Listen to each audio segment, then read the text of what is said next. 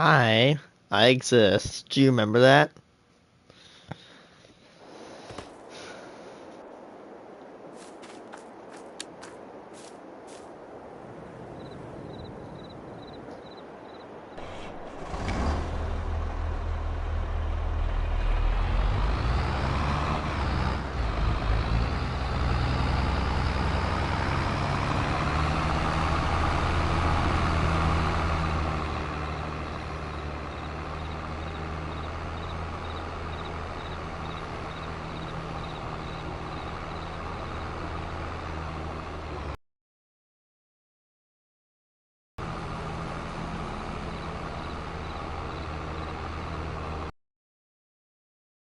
So we sold all of our soybeans. They sold 2 harvests, and now we have $100,000. So we have some money to play with now. Not kind of, but kind of not.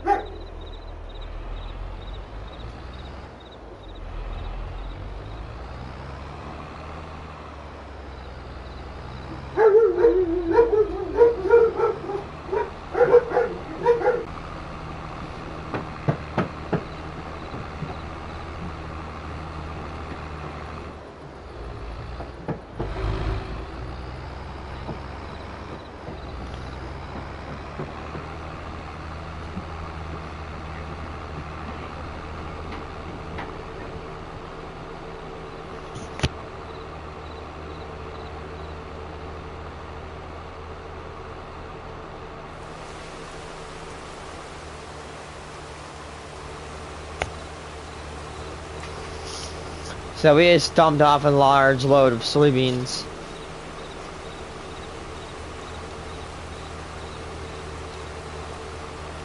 Yesterday we also learned that there's combines across the map. I know where no one is. There's one right up here.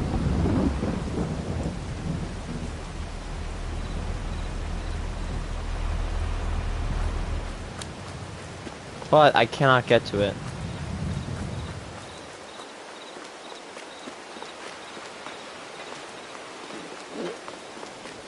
Excuse me.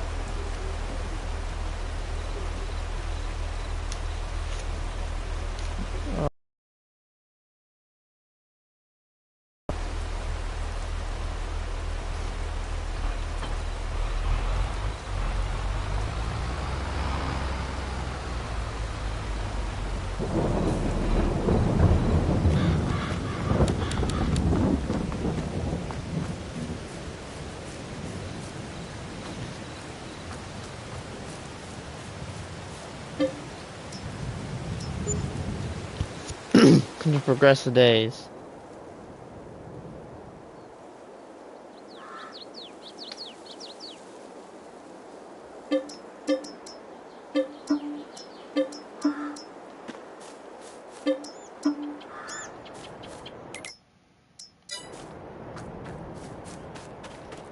So we have all these soybeans here growing.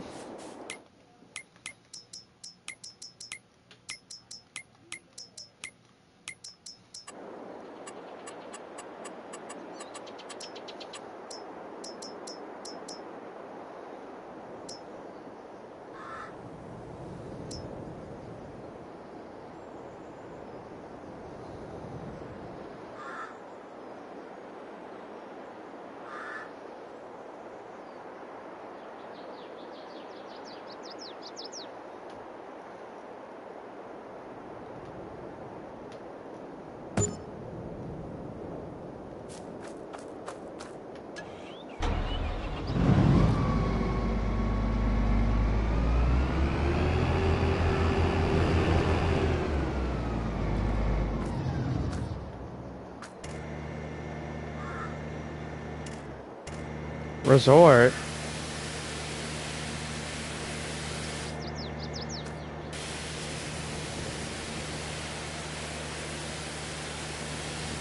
Look at how beautiful she is.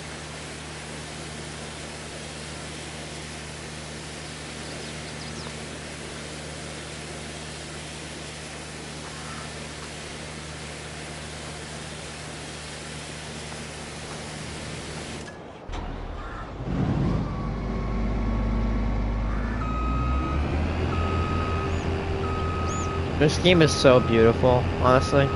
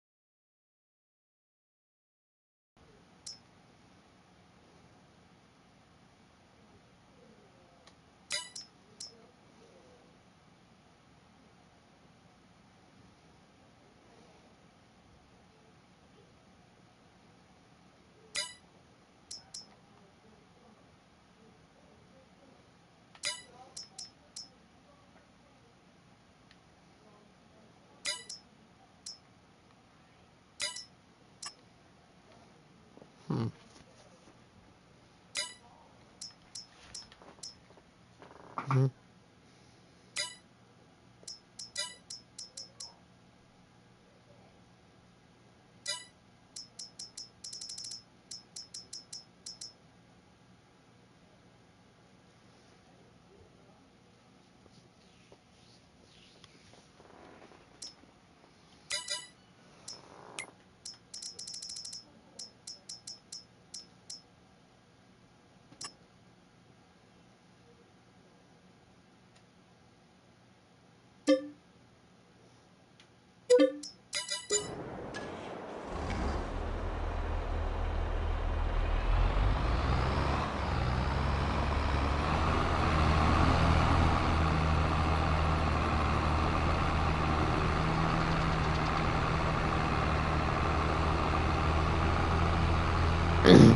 I want to get at least two more harvests today, and hopefully the price will be super high. Because then maybe if I can buy another field today, I think that sounds like a good idea.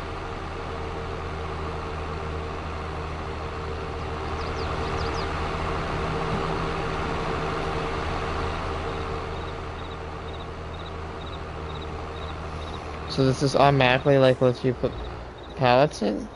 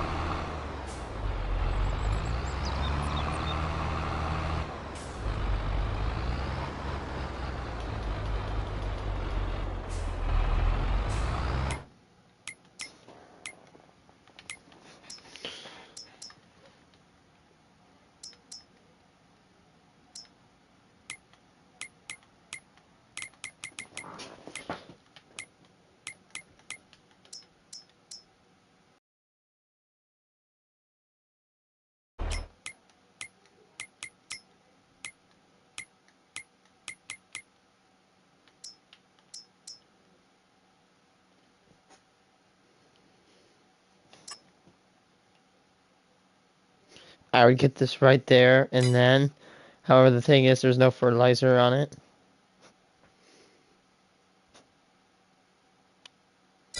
Yeah, that sucks.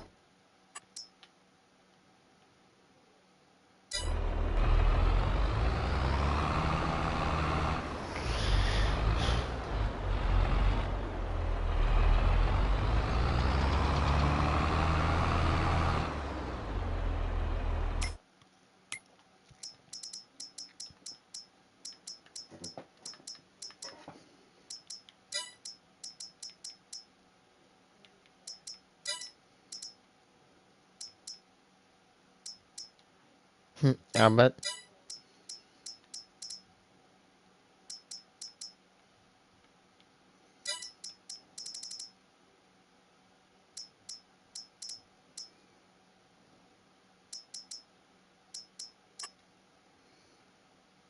This old tractor right here, 6M. Pretty good tractor.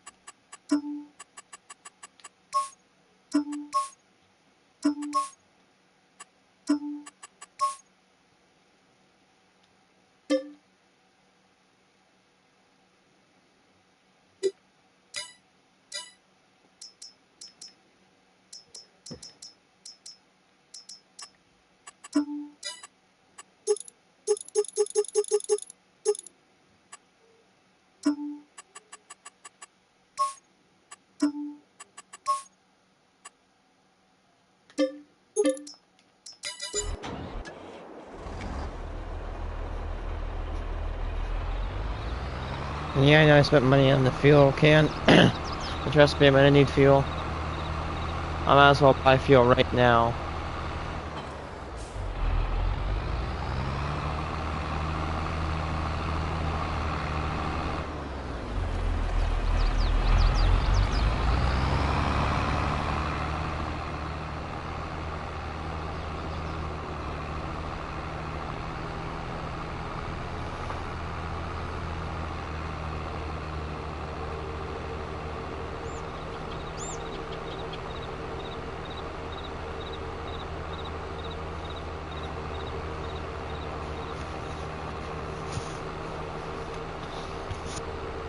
Where is... Oh, there's a gas...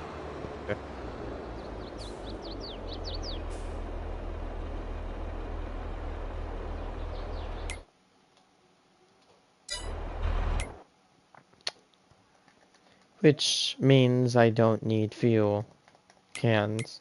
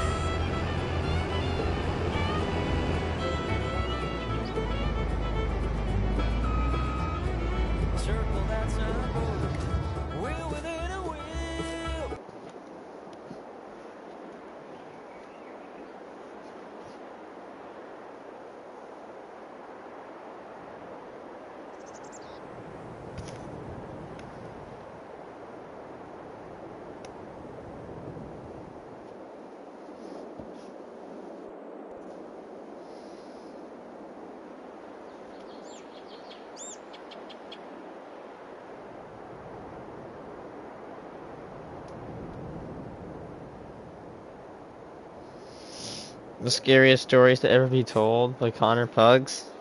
My scariest story is I think I got stalked by an SKINWALKER. If you mention them, it kind of gives you bad luck. Um, yeah, so, I think I've told this many times. So I was out working and I hear a thing with, hoot and a hay. Like it sounds like an animal, but it sounds like a person. And it's directed at my direction. And then I asked my neighbor that does those bird sounds if he was actually doing the sounds. He said no. I'm like, nope, I'm done.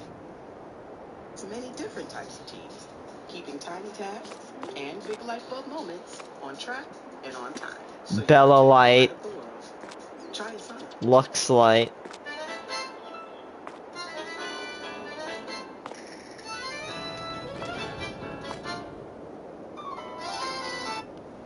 What's up, guys? Welcome back to a brand new story, or should I say stories, because these are all the scariest stories I've ever told on the channel all in one.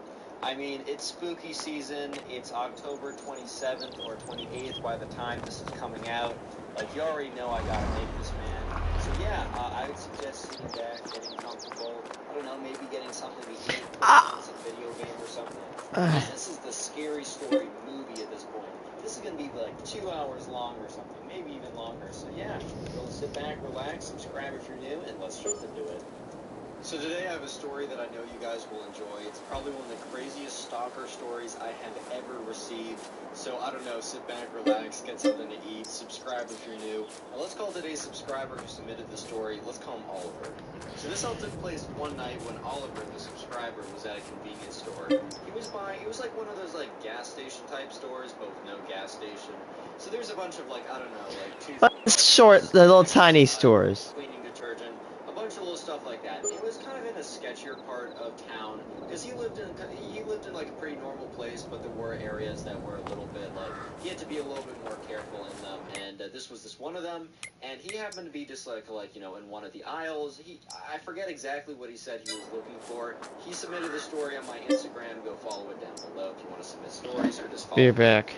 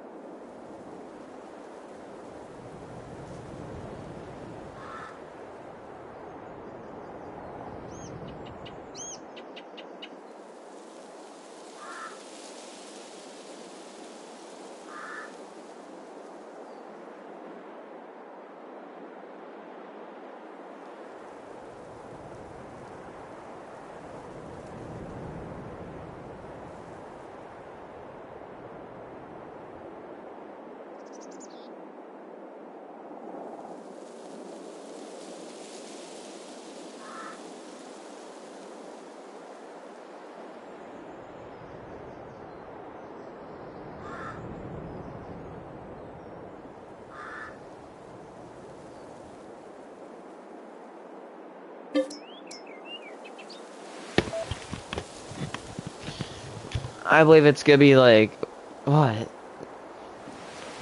October, November?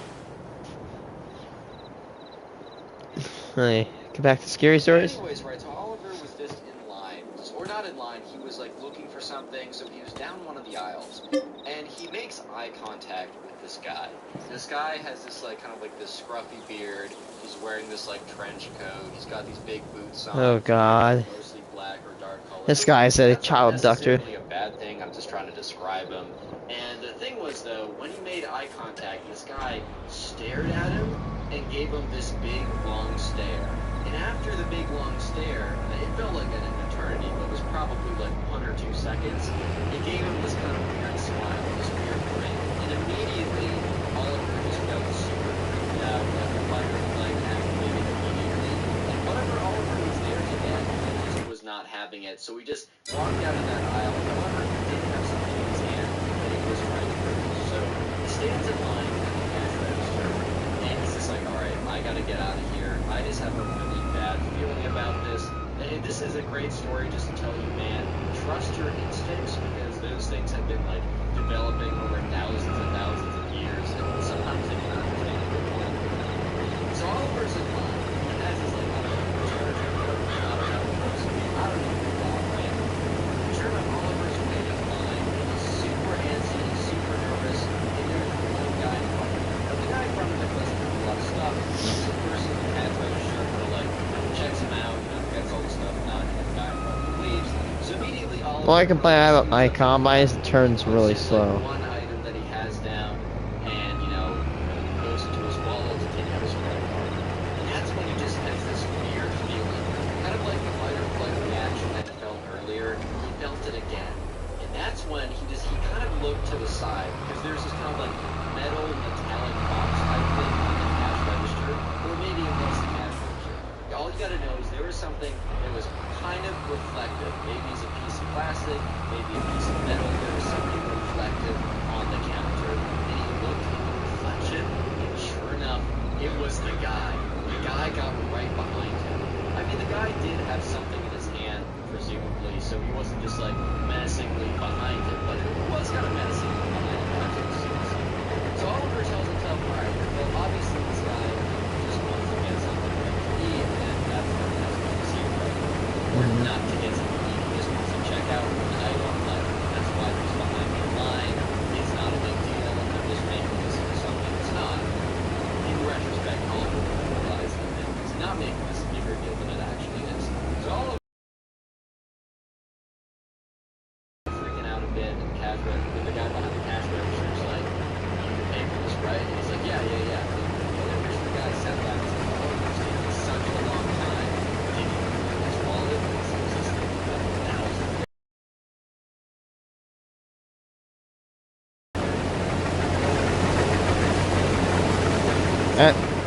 The harvesting animations, all the animations in this game look so good. He's not about to sprint, because that looks really suspicious. What do you risk with the box? And sure enough, right, the guy behind him does actually check something out, but it's like one item. Because Oliver takes a quick look behind him, sees the menacing guy, who's still like staring I'm done at with this Oliver fence. as he puts the stuff. As he puts his one item on the cash register, right? And Oliver's like, alright, I just gotta get out of here. So Oliver quickly kind of like power walks out of the store, kind of like transitions into a light jog as he's trying to find his car. And in the terror and the panic starts to like overcome him, because he's starting to forget where he parked, right?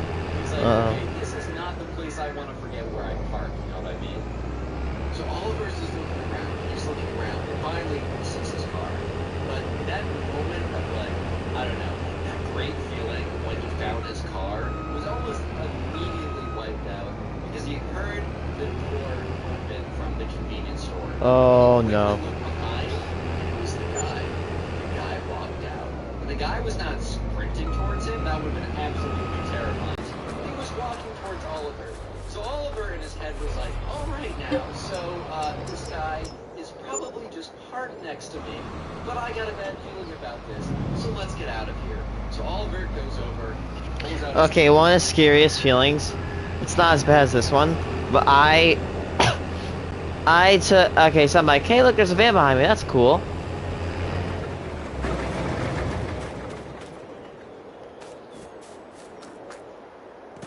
Give me a second.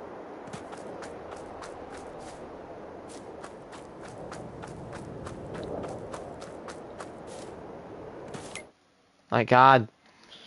I mean, there's, and then I turn and I'm like, this guy's kind of following me. Alright? This guy's kind of like, he's gonna go same place. And then bitch turns again. I'm saying, I'm like, this mofo turns again down the road. I'm like, okay. And then I turn a third time, I'm like, holy shit. And I'm not being followed. No, this is not happening. He turns, he follows me for the fourth time, I'm like, I'm being followed. So at that point, I ain't going to my home. I actually, like, skip past my home just to make sure that they don't know where I am.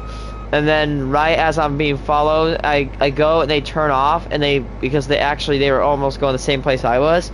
But then the most annoying part was, I was going down, how I go is that if this is my house, so this is my house, right? I'm turning. This is my house, and I was turning right, like this. Well, that road, eventually there's a T, so how it did is I looped around, and I went to go back to my home.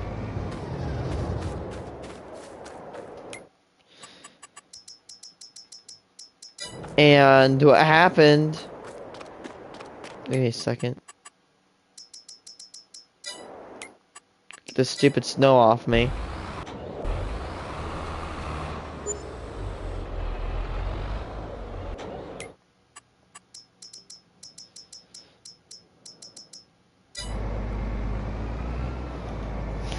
Yeah, back.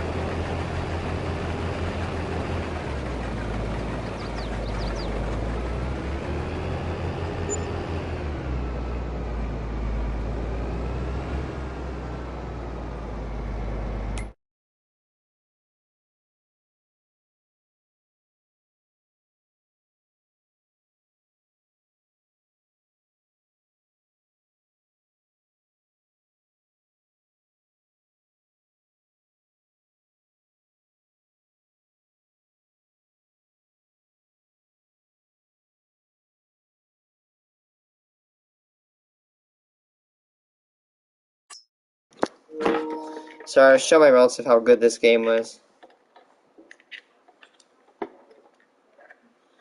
This thing's putting out some heat.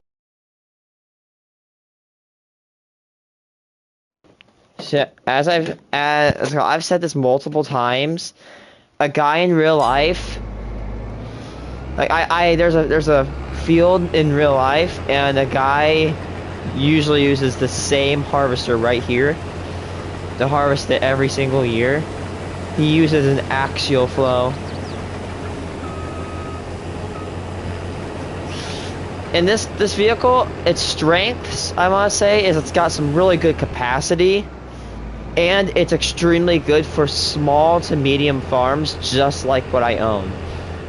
And it's not way too expensive. However, the con is its turning is a little bit like bad, I want to say. Its handling is not the best. I know it's like I'm going nutty over farming it, but you gotta realize this is coming from 2019. This game looks so good. Like the back, it actually feels real. Because look how much dust it's kicking up. That's all the time. I both love when people harvest and I hate it because it sets my allergies off. Anyway, keep going. There's like 2 keys on the keychain. He's got his house key, he's got his car key. This is not some like horror movie type, you know, cliche where the guy's like, oh my god, I need to get into wherever, and I have 1,000 keys on my keychain, and they're all identical, and I need to go through each of them with my trembling hands before the guy comes behind me and rips my spine. No, it's not like that. But he's like trembling, he puts the wrong key in, he's like, oh my god, and he just feels the guy getting closer. So then he puts the right key in, turns it, you know, gets into his car, slams the door shut, puts the key in very quickly and starts his car. And, you know, the guy behind him is like, wasn't approaching his car, but as soon as the car started, the guy started to like run to the left. So he was still approaching, but he was now approaching. Harvesting in this game is so fun. So the guy was like paying very close attention to Oliver's car. Oliver decided like, okay, this is crazy, I gotta get out of here. So then he realizes that the guy kind of like makes a much like a much sharper turn, and he walks over to his car. So Oliver's pulling out, and this guy has a very distinctive bright red, or it's like a dark red car, but it's all red. You don't see a lot of like really red cars. You see a lot of black, blue, white, right? You don't see a lot of all red cars, so it's pretty distinctive. And so sure enough, right, Oliver kind of takes it in, you know, Oliver pulls out, and he's just thinking to himself, all right, I'm home free. That was just terrifying, man. I can't wait to just go back home, chill out, watch some Netflix, just have a good time. Because whatever I was going through, I'm not trying to go through again. That was terrifying. And so Oliver is driving on one of his back roads. He's not on a highway or anything. He's just not on a highway. And that's when he notices the car. It's like, Oh, hell no.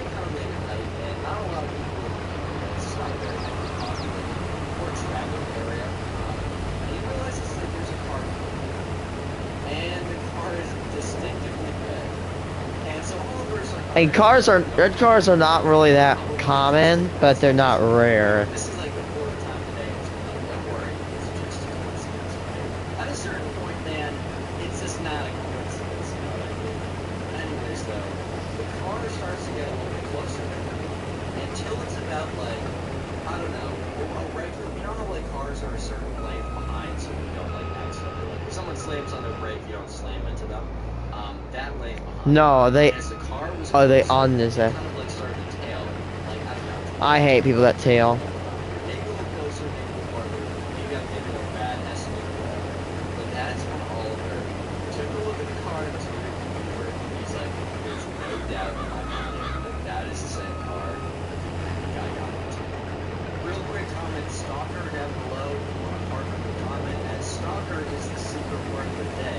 I normally give out my most parts within the first hour or so of the video. So make sure notifications are turned on. If you want to support the channel, even more than you're already doing by watching this far, which I appreciate it, watch another video after this one. Come back and go ahead and binge watch a bunch of videos. If you need to do, please let me know in the comments so I can say thank you. Anyways, let's get back to the story. I'm going to say, sure enough, right, Oliver is just like, started to like, he started panicking. Understandably. But sure enough, he's like, this is bad. So he remembered that his mom told him that trick, like, it was just being told him. And his mom told him that, alright, if you ever feel like you're Being followed, turn. being alone, Exactly. I'm gonna give you guys a very good tip. If you ever feel like you're being followed, here's what you need to do. Number 1, don't go to your house, okay? Do not ever park in your house. if you're going to be followed. Number two, take a random amount of turns. Go left, right, right, left, left, right, right, right, left, left. You know, like that. And if they're like, if you like, take a certain amount of turns away from your home. In my opinion, like, go away from it. Another thing is, if you turn like that and they follow you for at least 3 to 5 times, that's when you know they're not that's when you know they're following you. And in my opinion, what you should do is, if you ever are being followed, try to do what I just say and just call the cops. But do this only after you're sure they're following you, like, you know, like, you're undoubtedly following, like this guy. Or driving, or you just feel like you're being followed. A really good trick to know if someone just happens to be going to like the Is exact turn same multiple destination times. as you, just happen to be trailing behind you by accident, right? A really good trick to see if that's the case is if you make 4 right turns or 4 left turns. Yeah. Basically, you're going in a circle. It looks as if like you're just like turning a corner, and if the person is still following you by the end of the time you made the 4 right turns, I guess it'd be a square, but you know what I mean. If the person's still following you, then they are legit following you, and you need to get out of there or find out. So sure enough, Oliver is like going down one of these side roads, and he sees kind of like a neighborhood, and he's like, all right, I can definitely do one of these circle square type things in the neighborhood. So Oliver makes a right turn, goes down, and the red car, eventually also makes a right turn. Oliver then goes on to make another right turn, then another right turn, and then another right turn, basically putting him exactly where he was before.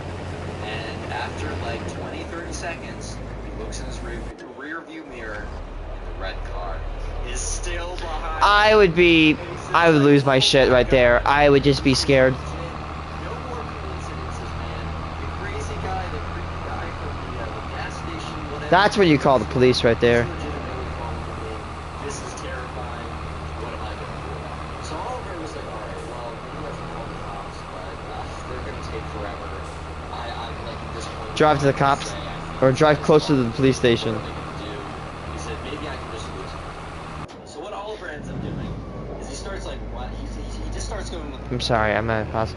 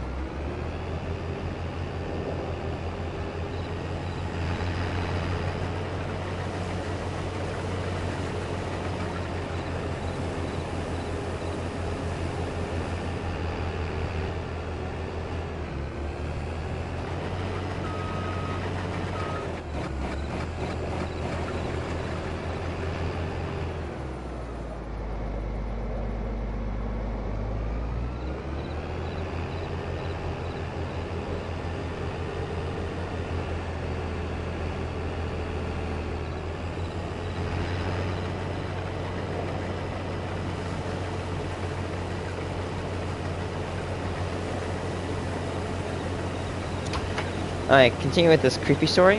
She just like puts on the gas. I don't ever suggest to do this, especially in a more, I don't know, more residential type area. But he just books it, right? He just goes crazy. He just, and it kind of like hits fast enough, and it's so unexpected enough. With the red car behind him, he's completely thrown off guard. And then that's when Oliver sees that the red car speeds up as well. But Oliver is like, I'm taking this advantage I just got, and I'm going to use it for the best, right?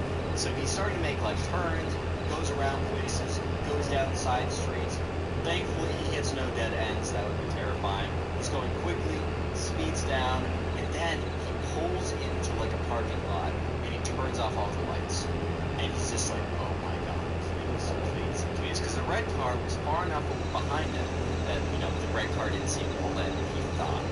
So he sees it, right? He hears a car pulling up nearby the parking lot, and at this point Oliver is just like face down. This was probably a bad call. He probably should have just like kept driving, called the police, and then showed up at the police station or found a place to meet up with them. But he's in the parking lot, he's just like crouching down or whatever. So Oliver's told me that this is probably the scariest moment of his life, besides it's gonna happen later in the story, but you'll hear about that soon. Oliver is just in his car, he hears the red car pass him, and the red car keeps going. Oliver is so relieved, but he's not about to like turn on his car and start playing his sleigh. Let's start like a blasting celebration. Sail on American Queen voyages and discover mighty rivers, Great Lakes, oceans, and expeditions. This holiday season, Ford wants to help you shine I have already gotten something with that same symbol, but without the different thing inside the circle. It's called Subaru. So he waits, the car is totally gone. It's like 3 minutes. So supposedly the red car kept going straight, assuming that he kept going straight. And that's when Oliver's like, alright, I'm probably safe to go home. So Oliver does drive back to his house. He's completely like paranoid the entire way back, which is understandable. I mean, pretty scary experience just happened, right? And sure enough, he drives back to his house. He pulls in. Goes to his front door. It's not like unlocked. The door's open. He's waiting inside or anything. So he opens up the door, locks it, deadbolts it. He's like a double lock thing. He's like, I'm not taking any risks here. It could not be me. And so he kind of like goes in his bed, and his bed has a view to the driveway out in front. And this is going to be an important detail in a second. I'm endorsing it right now. But anyways, right. This is where it gets weird. He's chilling, watching Netflix, watching YouTube, whatever. Remember, in his bedroom, where he's just going to be, he has a view of his driveway. And he hears a car. It's kind of going like slowly down the street. And he really doesn't think anything of it, but since it's kind of like on edge, he looks up. And oh my god, it is the worst sight of his life because Oh my god. slows down near his house. A red Oh my god, that's creepy. That is actually really scary. That's when I would just get the shotgun.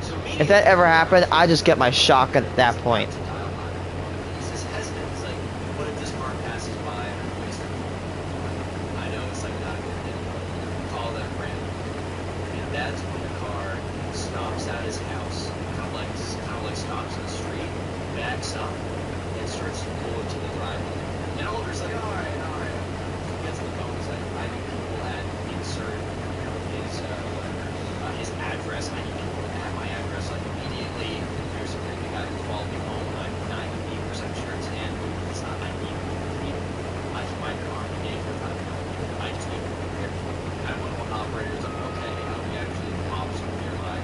They're literally like a minute or two or something. So the message gets relayed, and Oliver's is sitting in his room, petrified, staring at the red car. And the red car has the light, has like gas and the engine's going. As the engine's going, the engine's turned on. And this guy steps out. Who do you think it was? Yep. It's the guy from the store earlier. Oh my god. I'm in a nightmare. This isn't like, is this how I die? Is this going on my gravestone? Creepy guy from a gas station wants to end me? Like, are you serious? And yeah, I mean, you know, they wasn't like it was terribly got that to do. He's looking around frantically, and the guy, I think the creepy guy didn't realize that he was coming. Maybe it's not at that moment, so he was kind of like casually, kind of looking around, kind of like wandering, kind of like walking up. And that's when the creepy guy looks into the window. And Oliver says that was probably the scariest moments of his life, even though the earlier thing was then this, like, the car chase was the scariest moment of his life. This moment, half an hour later, replaced that as not. But sure enough, right, you know, the police sirens go. I think the police didn't want to have like a quiet entrance; they had a loud entrance. So the guy hears police sirens, very distant, and he quickly jumps up, gets into his car, turns it on, and Oliver's like, oh no, like I can't have this guy roaming around. And unfortunately, right, guy gets into the car, backs up, and kind of like sprints out of there. Or not sprints out of there, but shoots out of there. So the cops come like 10 seconds later. Oliver runs down, opens up his front door. He's like, officer, he just went off that way. And so there's two officers that came, and one guy said, I'll stay here, you go after it. What was the car look like? He said, it's a red car, you'll 100% recognize it. So the officer goes off, drives off in that direction. And the other officer, they ask him the story, so Oliver tells basically the story that I just told you. And unfortunately, the other officer couldn't find him because the first guy in the red car just had too much of a head start, probably pulled around the side corner or something. And yeah, so the police did file a police report, got all the descriptions. They went back to the convenience store and got camera footage, so they know looks like, but nothing in any database, right? They have posters around for a little bit, but basically to this day, this guy is still at large, and Oliver is probably going to move pretty soon, as that's what he told me at least. But yeah, first time in a while I've shared kind of crazy stories, like the story of, oh wow, okay, man. Today we get a story of a pretty bad boyfriend. That's a bit of an understatement. I mean, you can read the title, man. This is like some Hansel and Gretel type story. Anyways, leave a like the video, thank you for nothing. Let's call today's subscriber. Thank you for nothing. So Hannah is, let's say, a sophomore in high school, just something. Aw, my little puppy. I love it when she barks. She's so cute.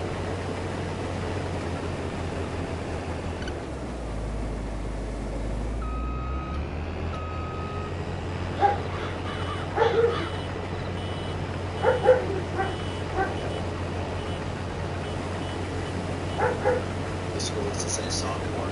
Hannah has been friends with this girl. We're going to call Scooter throughout the rest of the video. And Sam and Hannah have been friends since like first grade, second grade, and they've stayed friends for the entire time. So they've been best friends for a very, very, very long time. They've been really, really good relationship. Anyways, right, Sam has recently gotten herself a boyfriend. This boyfriend, we're going to call Ben. And if you can't already figure out by the title of the video, well, Ben is not the greatest dude ever. So Anna knows that Sam, her friend, got a boyfriend, but Anna doesn't know anything about this guy because she's seen like a photo of him. You know, it's a pretty decent looking dude, but Anna's pretty excited since Sam has never been in a relationship before. But Anna doesn't realize that something is a little bit suspect until she has a sleepover with her friend Sam, which they have on a somewhat semi-regular basis. Not like every weekend or something. They have it every couple of weeks. So at the sleepover, Sam and Anna sit down and they like something impossible. Boyfriend. So anyways, right, Anna goes over to Sam's house. They do whatever girls do at sleepovers. As not a girl, I don't know. I'm assuming you guys don't play Lego Star Wars RPG, but if you do, that's fire. Anyways, right, Anna and Sam, they're doing whatever girls do at sleepovers. They're just catching up. Bye. Have a great day. Happy trails. I can't even comprehend what girls do in a sleepover. It's definitely not that weird, but different at all. You guys probably do the exact same thing. Anyways, but eventually the topic of boyfriend comes up. And Anna's very curious. That's understandably she would be. Sam's a good friend. She's known Sam for many years, and they're best friends. Of course, Anna wants to know everything about this boyfriend. So sure enough, like Sam starts to talk about like, oh yeah, we met on some dating website, Tinder or something. I hate Tinder, bro. Not because I don't get any matches. Shut the fuck up. And how they've been dating for maybe a couple of weeks at this point, and how Ben was like so nice to her, and how Ben is complimenting her and how she looks, and how Ben is like, and the thing is, right, you know, to be fair, right, Sam has always had like a huge issue with like body issues, and like just kind of like not feeling super confident in the way Aww. that Ben would just like go on and on and on about like how beautiful she was and all that kind of stuff, and straight with all that like boyfriend, girlfriend and stuff that would get flagged. I like her. And all that good stuff, she's feeling really good about it. Honestly, dude, Anna was happy. Anna was happy for Sam. It seemed like Sam finally found someone that made her feel good about herself. But this is where, kind of went off the deep end because up until this point, like, things were chilling and Anna thought that, like, Ben was kind of a cool dude. Like, he seemed like the perfect fit for her, like, friend, dude. This is where things got a little strange. Anyways, Anna was still like listening to Sam go on, and Sam's like, "Yeah, I don't know, we've done some cool couple things. Like, I mean, some of the couple activities he suggests are weird, but I don't know. I still like it." And I'm kind of curious. Was like, "Oh, there's couple activities." Anna was thinking something like maybe force her to play some game, video sports board, right? That she didn't like. It was a little weird. Maybe she didn't like board games, and Ben was like a board game fanatic, like loved every board game for a certain time period, and just wouldn't play it. Maybe they sat down and like read board games together, like it's a traditional Train. gaming activity. But I like how the train's more realistic. I hate how like when you get in the game you have. I hate like when you get in the game and you had to own the train, and it was annoying because you'd have to switch through it, and then you'd want it to like go across the map like an actual train would. Now it does that. I like that change. I don't know, he wanted to like spoon feed me ice cream. And Anna was like, oh, so like he got you like an ice cream dish. And it was like, I don't know, for like a baby or something. Anna was like, alright, that's a little weird or whatever. And $200,000 for both plots. Okay. So when do you get $200,000? brought over 2 whole tubs of it. And Anna was kind of just like, and Sam said that like after that he was like, wow, like we should do this like daily. What? And Anna looked at Sam and she's like, dude, you know that's probably like not healthy. You shouldn't do that daily. And the thing is, right, Sam kind of snapped at Anna. She was like, I'm gonna do whatever I want with my boyfriend. And like Anna was kind of taken aback because like she wasn't even really saying anything that out there.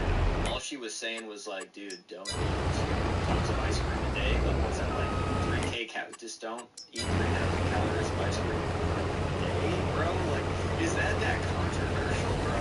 Is that really that controversial? But Anna kind of just chalked it up to be like, all right, well, Sam's just very happy. Whatever. She just is protective about it. And for the rest of the night, it was fine. They didn't really talk about Ben that much anymore.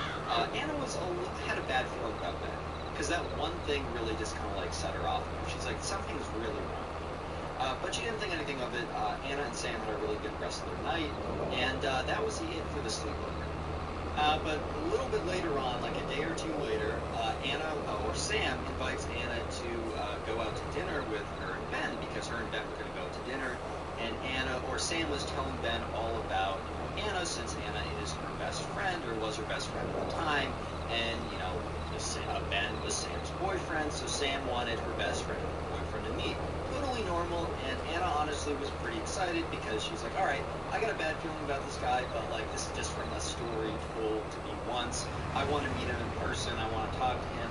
I'll come up with my conclusion then, and either way, I'm excited for Sam, whatever. So this is where things really go downhill. This is like, if you thought what I just said was bad, this is like where it really gets bad.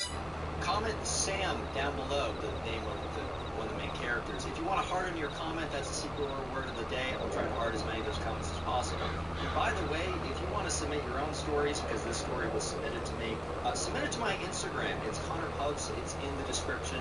And follow me there, even if you're not going to submit a story, because I want to feel good about myself and have a big number to make me feel good about myself. Also turn on notifications or you'll never see my videos again because YouTube is bad. Anyways, let's just go cut right to the dinner. So Anna gets there and she's kind of looking around and she's trying to find Sam and Ben. She doesn't know what Ben looks like, but of course she knows what Sam looks like. She goes to the front, kind of like the front area of this, or the front desk, I should say, of this restaurant. It's like not super fancy, but it did take reservations if you wanted to. You could also just walk in if you wanted to. The person at the front of the desk was kind of just like, oh yeah, like are you looking for a party of 2 under Sam, or party 3 under Sam? Yes, go back there, and points back there. And Anna's looking back, and she sees Sam, and then she sees Ben, who's looking just like this. Anyways, right, so Anna walks over, and Sam's like, oh, Anna, like, turns to Ben, this is my boyfriend, Ben, you know, I'm sure, like, I told you all about him, but this is the first time you guys will be meeting. And Ben's like, Anna, it's nice to meet you, like, Sam's told me about you, like, I'm so excited to get to meet you tonight. And Anna's like, yeah, haha, Sam's told me all about you, too. No, she didn't say it like that, but in her head, she was a little bit like, yeah, Sam's told me a lot about you. Not all great, though.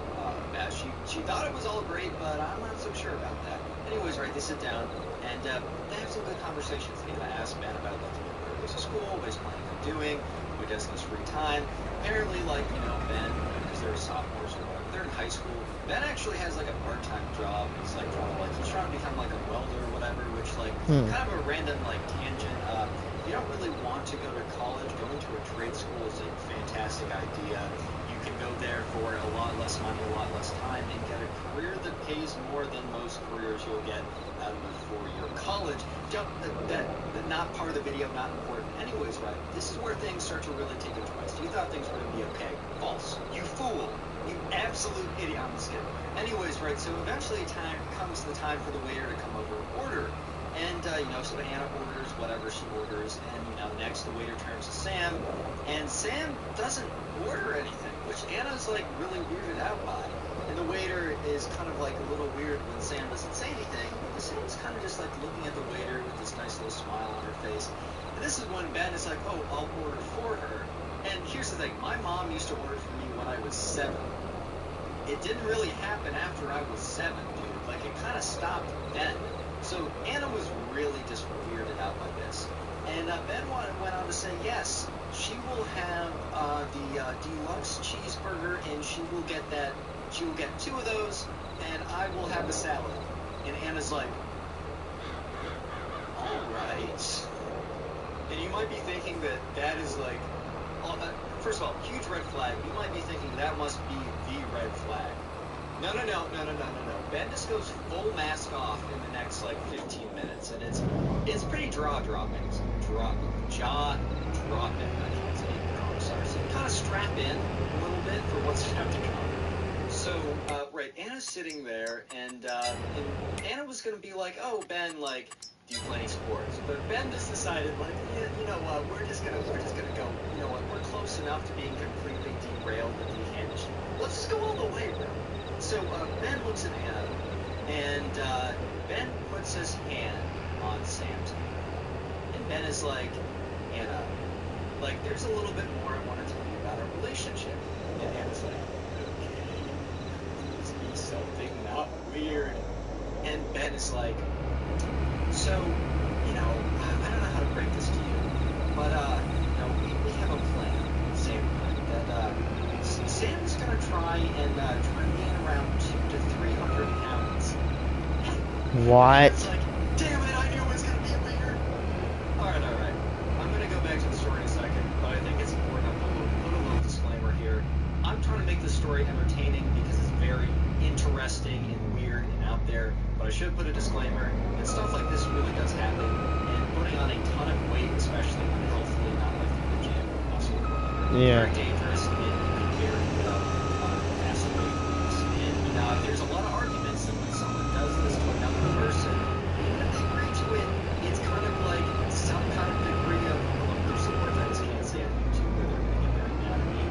I just want to say that this is very serious, and if you're in a relationship like this, look, this video is for entertaining purposes, but please consider seeking help.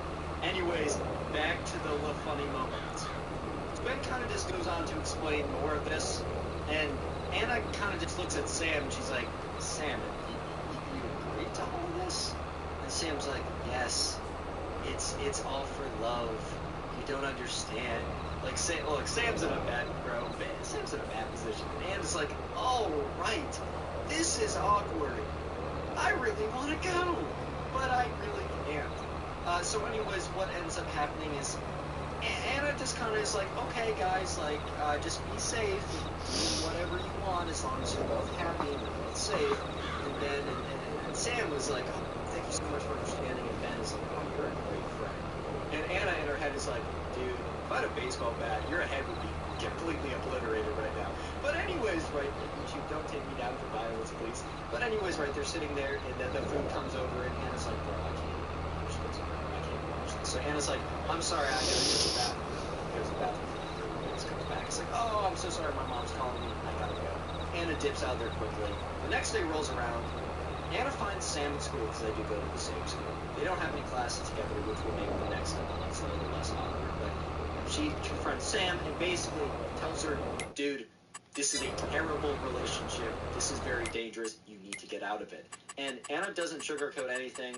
Anna and Sam are Anna's kind of known for kind of being like, oh yeah, everything's great, everything's wonderful, everything's cool, you're part of a team, Lego movie, whatever, right? Not this way. She just says, hey, this is terrible, you gotta get out of this. And unfortunately, Sam does not take this well at all, as Sam is super involved in this relationship, and really since this is the first person who's ever really liked her, which It's not true. Relationship is terrible. But Anna and Sam are like, no, they kind of like break up as being not even just best friends, but friends in general. Sam gets really upset, and they kind of just mutually decide that they gotta at least take a break. Like, Sam is like, I'm never gonna be friends with you again, but like they kind of both know it's like they're taking a break from each other.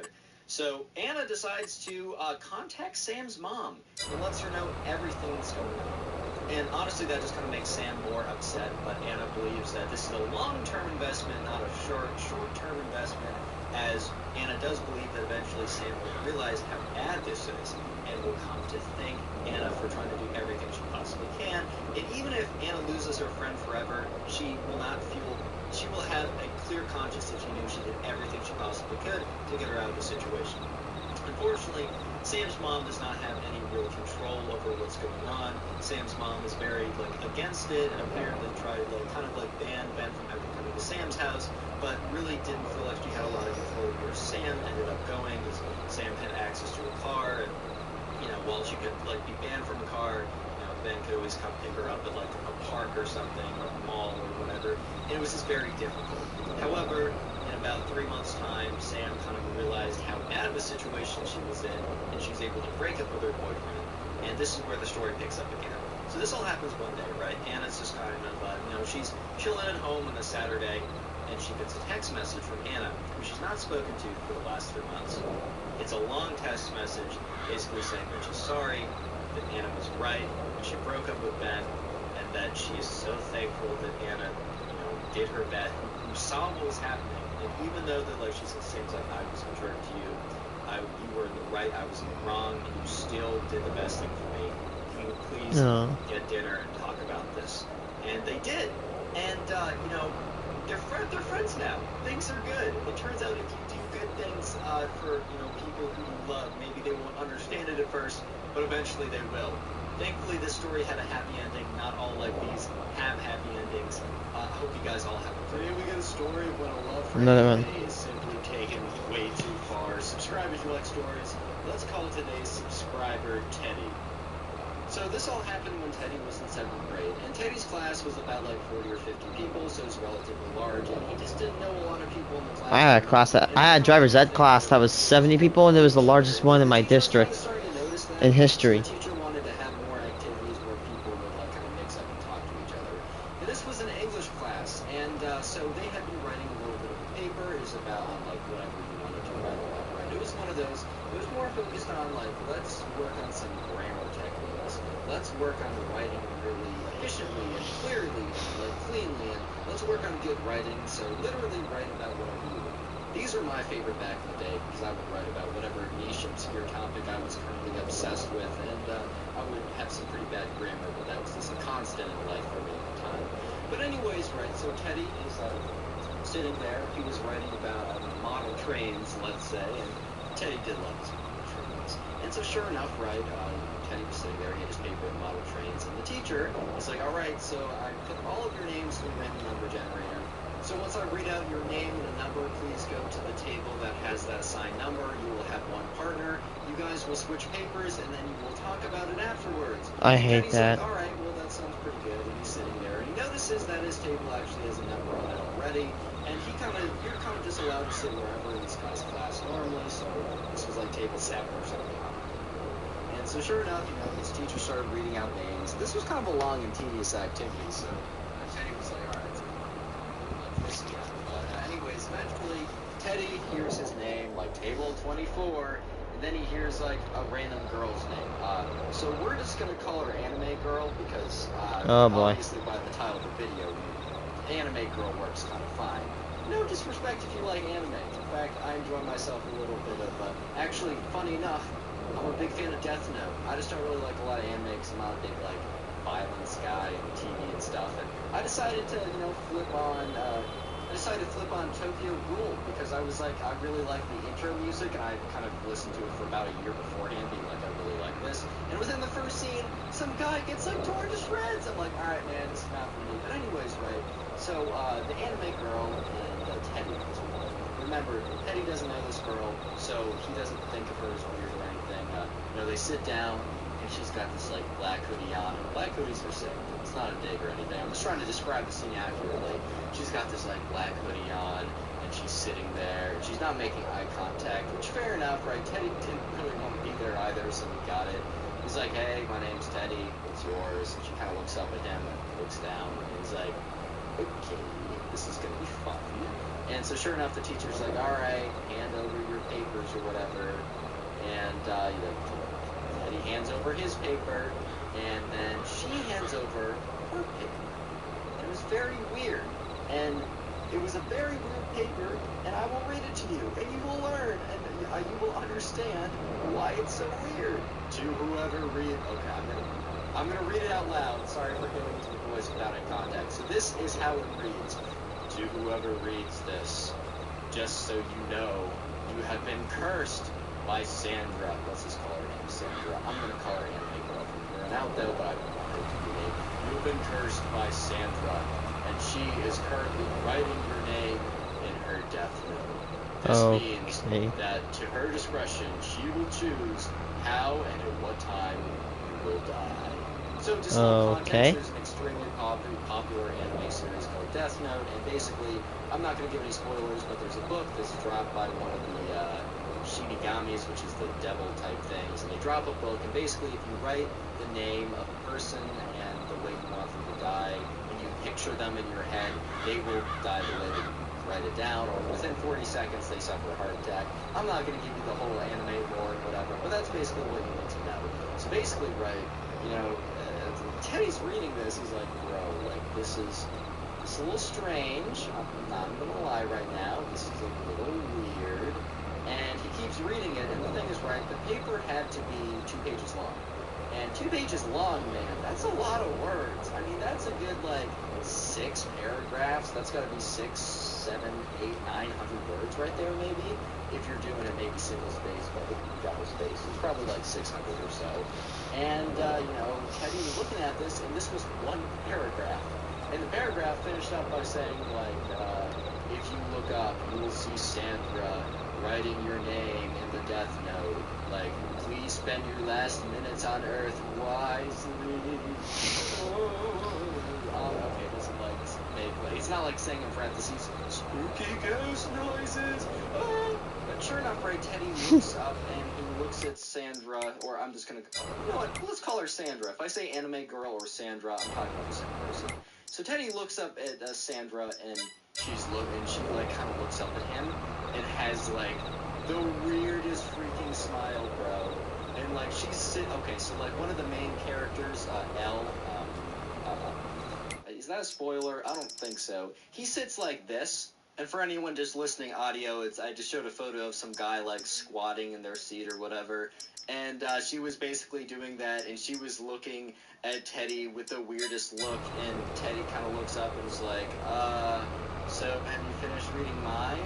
She's like, kind of like responds, like not actually responding. Teddy's like, alright, well, I can go first.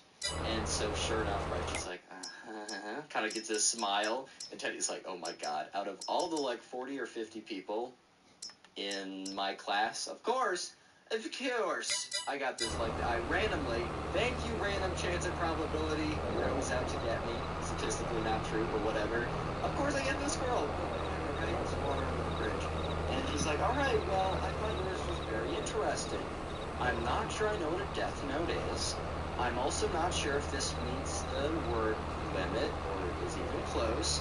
I'm not sure if I totally understand what's going on.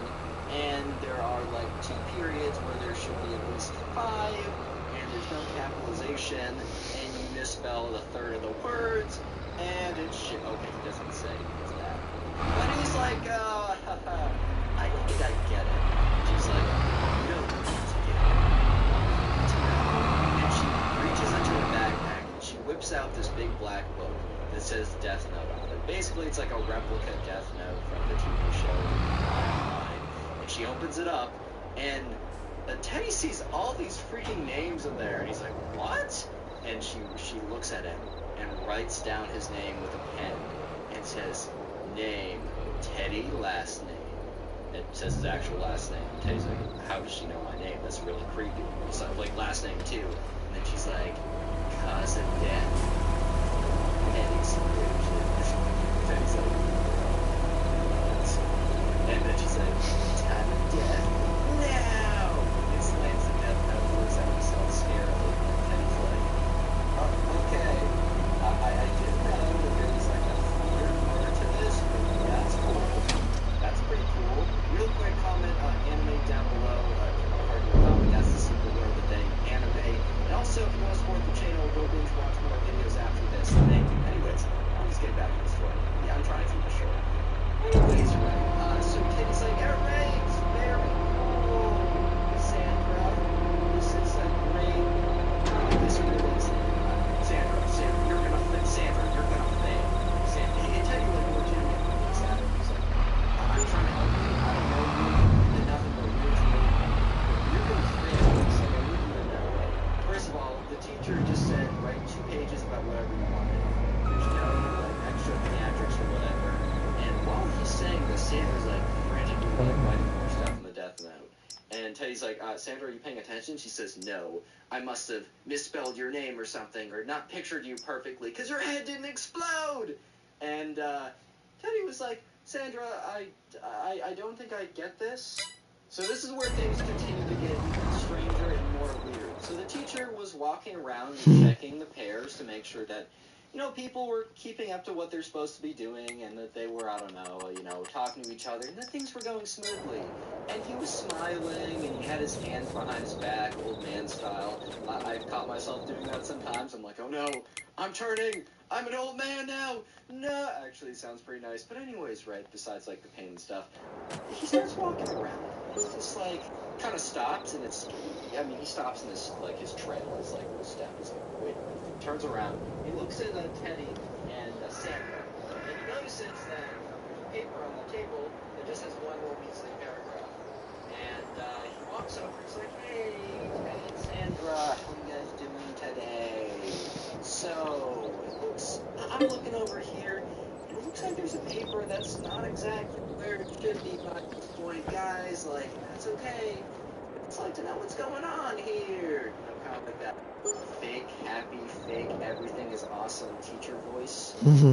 Yeah, he was doing that. And, you know, sure enough, you know, Teddy looks up and is like, oh, yeah, that's Sandra. She got a more artistic idea of a more, I don't know, a more of a creative angle. Teddy was trying to save face for Sarah, who needed a ton of face saved right now. And so the teacher looks over and says, Sandra, can you explain this? And Sandra's like, you know, read. And she points to the paper, and the teacher picks it up, right? And the teacher's reading this, and the teacher's like mumbling, hey, the owner who reads this, like, has been cursed by Sandra, and she's currently writing your name in a death note. And the teacher looks up, and sure enough, right, Sandra has this, like, crazy look on her face, a big smile, big wide eyes. She starts frantically writing down the name of the teacher in the death note, and is like, then she starts, like, laughing maniacally. And I would be curious to see how many names are in there and who is in there. 5 seconds, and the teacher's like, Sandra, what's going on? Sandra, what's going on here? Sandra, I need a little report from you of just a little, what's going on up there? Like, what's going on right now? After 45 seconds, she's like, no, this book is defective. I've been scammed. And so Sandra goes quiet, and the teacher's like, what's that over there? And he picks up the thing that says Death Note on it, and he's like, Death Note? And he opens it up, and he sees a list of classmates, including, Teddy, including himself, and a bunch of other students at the school, and then how they would die.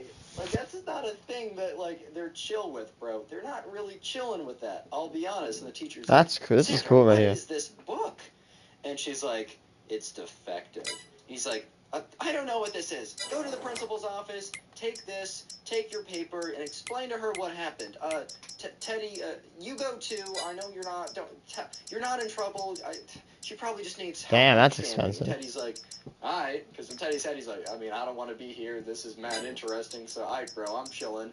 And so, sure enough, Teddy goes over to the principal's office, and Sandra is like creepily walking behind him. So he's kind of like starts to speed walk to the principal's office, and she starts to walk a little faster. He's like, and eventually gets to the principal's office, opens the door. He's like, after you, Sandra. She's like, if the death note worked, you'd be dead by now. And he's like, oh, so sweet, Sandra. What a nice friend you are, or whatever, right?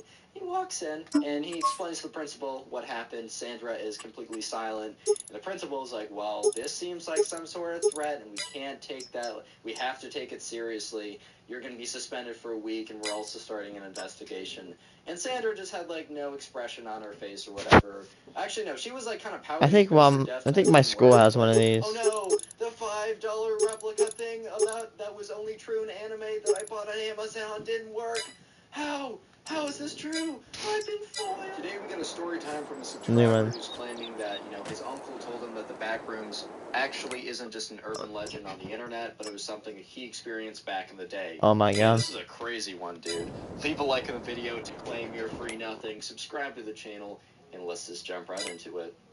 So I'm going to call the subscriber sent in this story Dennis. And by the way, Dennis sent in this story via my Instagram, which you can go follow, even if you're not going to send in the story. It's in the description. Anyways, first thing I want to say is, in my personal opinion, before I tell the story, in my personal opinion, someone here is lying. Someone here is making this up. It's either his uncle was lying to Dennis, or Dennis was making this up. Either way, it's a decent enough story, or maybe the backrooms are actually real. Personally, I don't believe that. The story was interesting enough to tell it on the channel. Anyways, I think it's real. Anyways, right, apparently this happened, not too long ago. But, the backroom is very popular urban legend on the internet, and it recently blew up again with that video from Kane Pixels, the really cool kind of like horror film, student film, whatever, right? And apparently, Dennis, who we're going to call the subscriber, Dennis was, like, getting really into it. He was getting, like, all into the lore behind it, watching YouTube videos on it. And his uncle... No problem with that. His dad, they both grew up in, like, the 80s, 70s, whatever. He was around one day, like, he was visiting the parent. He was visiting his dad. And at this time, Dennis was really just, like, involved in all this kind of, like, backrooms, internet content. And Dennis at this time really didn't have a strong belief that this was just all kind of, like, fake, made up on the internet. But it's always fun to kind of, like, believe these things or whatever. And, sure enough, right now, Dennis's uncle, I'm just going to call him the uncle. The uncle was, like, just chilling at the house or whatever, and he sees Dennis looking at all this backrooms content. And the uncle says, hey, like, do you know what that is based on? And, Dennis kind of looked at him like, what do you mean? What is the backrooms based on?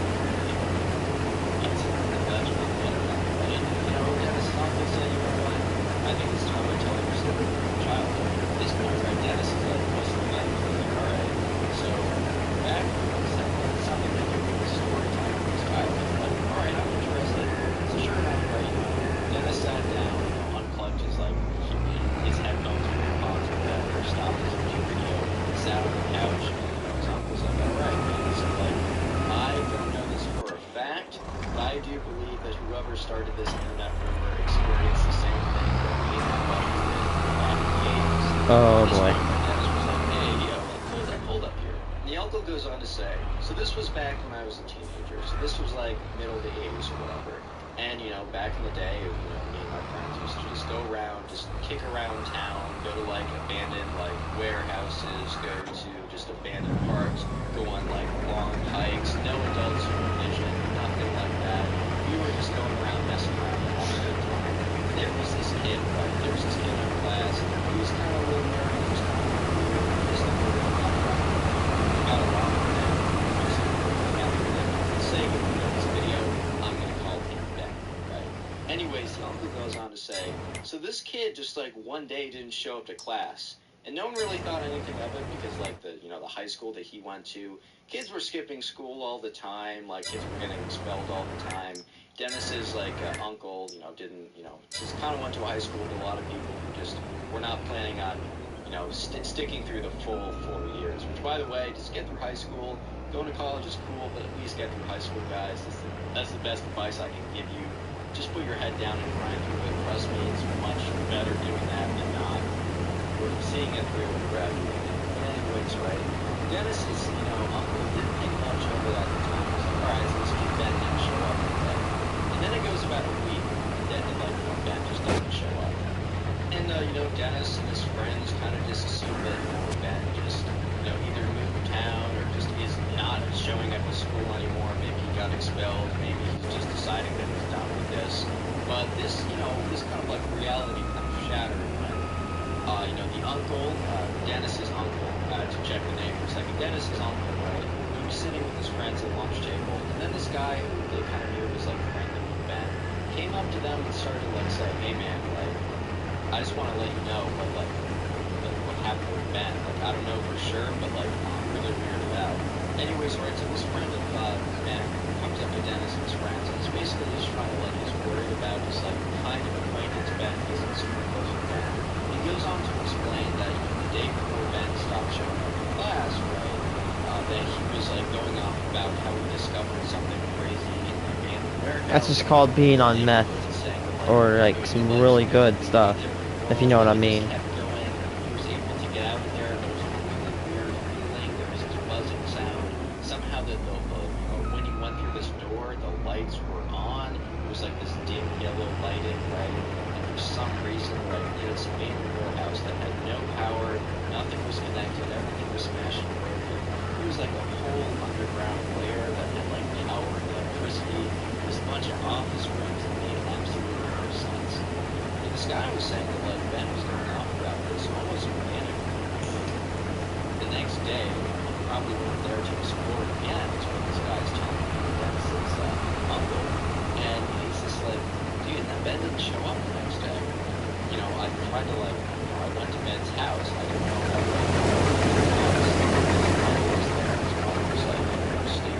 because Ben had just not shown up again. Ben just disappeared. He didn't just stop going to school. He stopped showing up at everything. At this point, Dennis's uncle's friends basically that this is legit. This is actually serious. So then Dennis's uncle tells Dennis I have over $20,000 of soybeans in my. You should never do. This was really reckless and stupid, but we did it anyways. So Dennis's uncle and his friends decide that they want to go check out this abandoned warehouse for themselves because, it's at least something to do, and also it's the source of something interesting now. Because this guy who just disappeared, right, was going off about how there's something secret down there. In retrospect, a little commentary for me. You just don't do this. Even if it's better, right, 9 out of 10 times, in reality, right, this would just be if someone went there and disappeared, something really bad is there. Just don't go there. But anyways, Dennis's uncle and his friends weren't really that smart, so they decided that they wanted to investigate. And so, one Friday afternoon, they're alright, we're going to do it today. So they all get together and they're alright, let's just go down to the abandoned warehouse, let's explore a little bit, let's try and find somebody around the place. I don't even know what they're looking for, but let's just go there and see. Real quick, if you made it this far into the video, comment back where it was down below. I just want to see this far. But anyways, right, Dennis's uncle and his friends, they decide that they're going to go down and investigate. So, that Friday night, or that Friday evening, I should say, they're not going there when it's dark. They might be reckless, but they're not that reckless, right? So Friday evening, they got at least 2 hours of daylight. They decide to go down to the abandoned warehouse. Right? They go down there, and it's a little sketchy. Of course it's a little sketchy. They go in there, there's broken glass. So what do right Dennis's uncle and his friends, they're exploring the abandoned warehouse. They've been there a few times before, so it's not they're exploring anything new. So they go in there, everything looks about the same, right? Broken windows, glass on the floor. There's some graffiti from people who've gone in there and graffitied it up and just marked it up and whatever, right? There's they remember the same things that they were before. There's some bits of equipment that were rusted out. There's some people with their forks left there. There's this big door that used to open doors.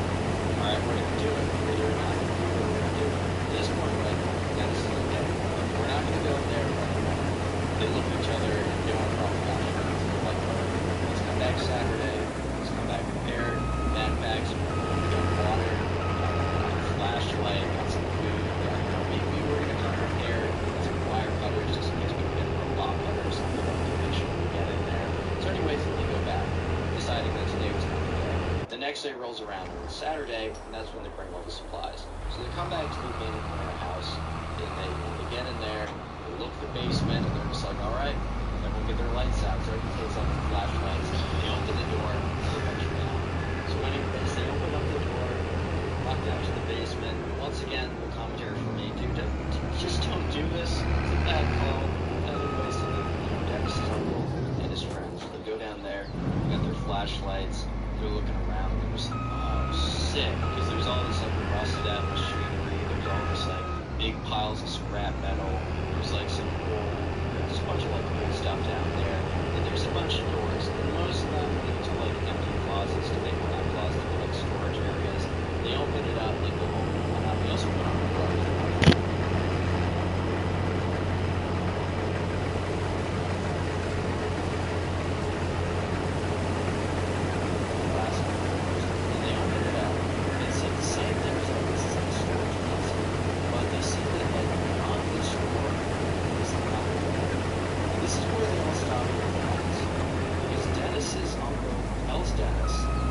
Saw something that to this day he can't explain. There was another door, and the lighting of that door was like, you know how like everything else is dark, there's like one house that lit up, and the doors closed, so you see an outline of light, like the crevices and edges and such.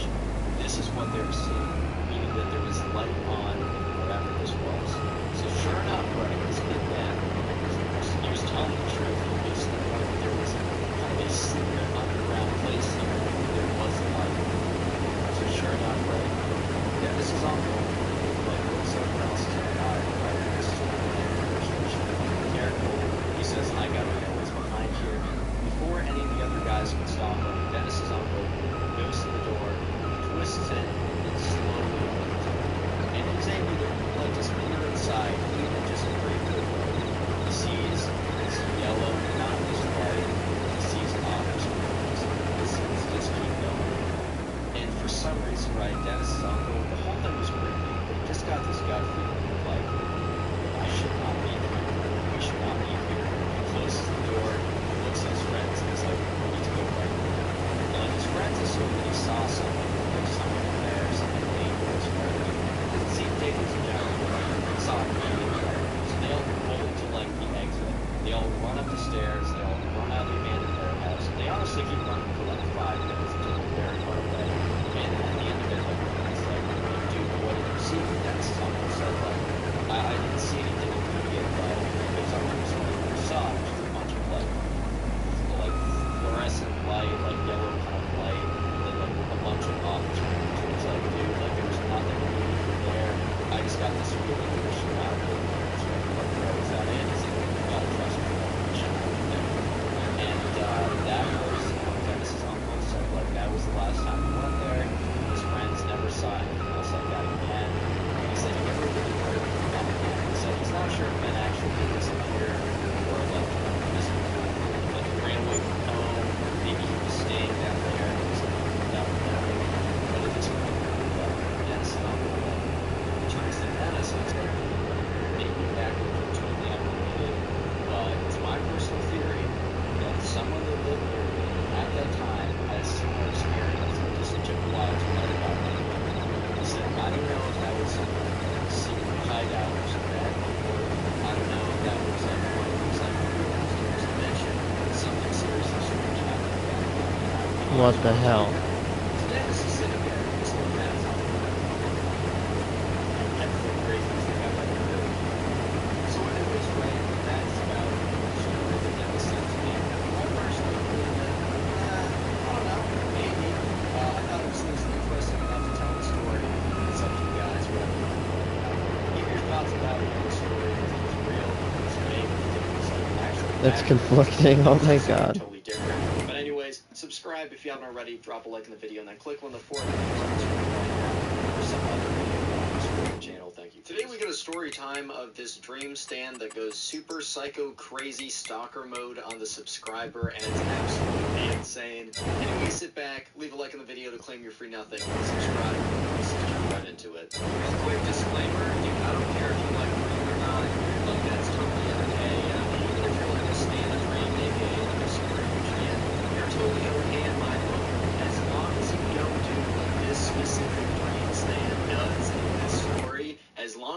don't do this and go to these lengths of craziness, you're totally okay in my book. I just want to make that clear before I got into the story. Anyways, right, so let's begin.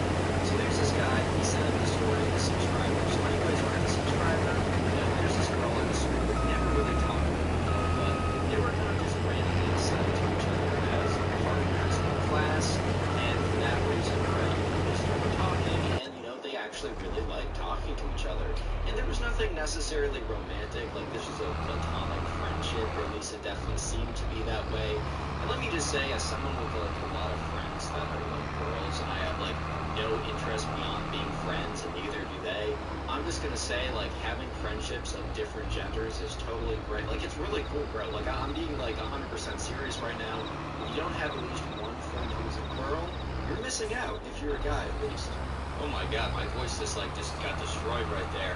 Anyways, right, so they were like hanging out a lot. They were starting to hang out like out in class as well.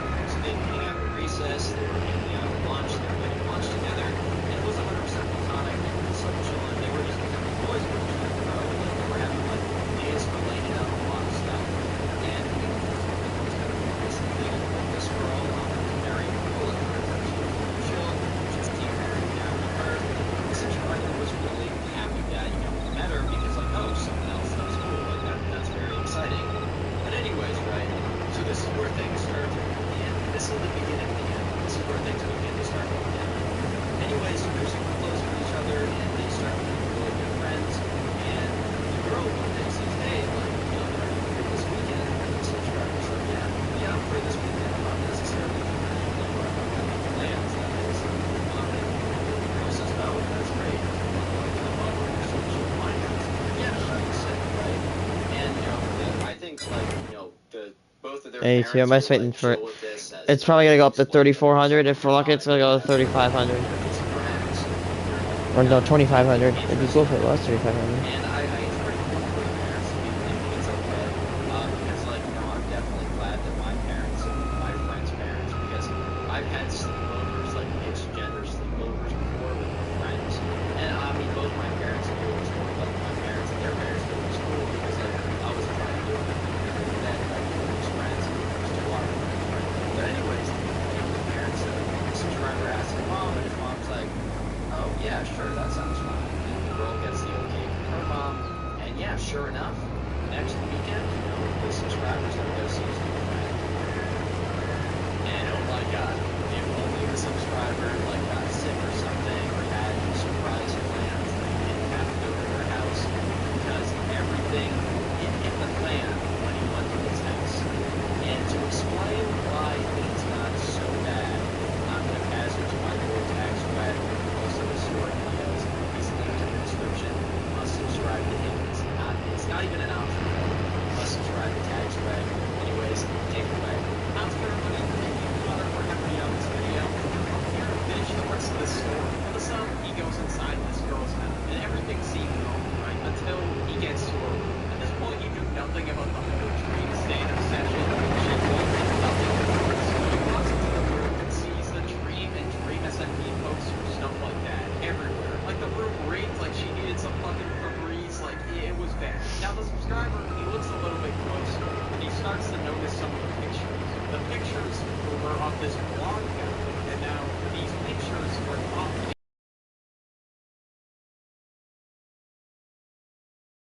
Random guy's face, and put it on her wall. Like, that's not great. Like to avoid. The subscriber's like, okay, I know nothing about this. Maybe I should just ask him, and maybe she can explain away all this weird shit going on. So he asks her, he's like, what the hell is this all about? What's going on? And she says, oh, these are all the possible people that could be here. I looked up all the details online about these specific people, and I think I may know which one is Dream. Like, this girl is insane. Like, she thinks she's doing God's work by finding out, like, which dude is Dream. Like, are you serious? And as he was looking around, there was a bunch of shit all over the floor. Everywhere where he stepped, there was a bunch of clothes, maybe some Dreamers, and then I don't know. Like, people were just noticing his ass. And he was just like, and that's all. The subscriber looks down, and he sees a piece of cake on the ground, someone's face, and his face kind of seems to have been together. He starts digging for this piece of paper. On top of this piece of paper,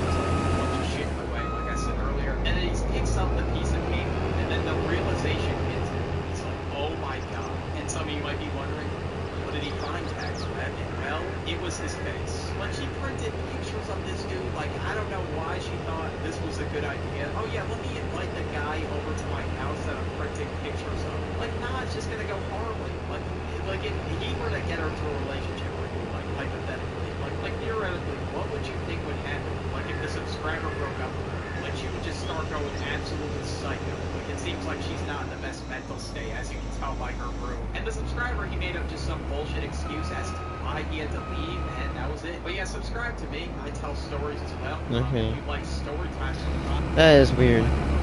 If you're not subscribed to Connor already, what the fuck are you doing?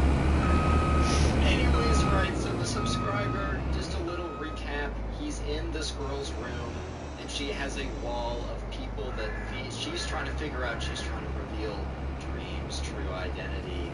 And since, oh yeah, by the way, the subscriber is blonde, so she's like...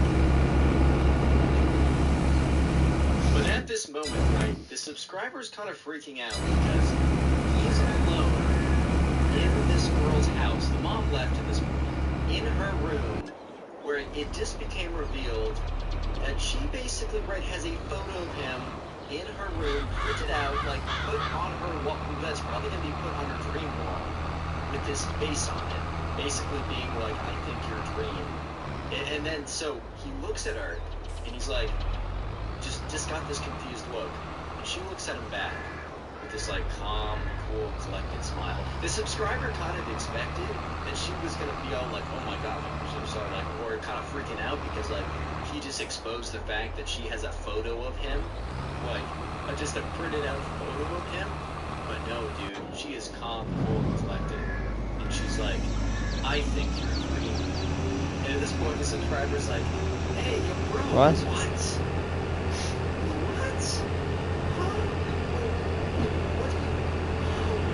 I mean, that was a favorite reaction. So what are we talking about? She's like, it's been a sneaking suspicion of mine for the last 6 months. Remember, dude, they've only been friends for about like the last weeks or so.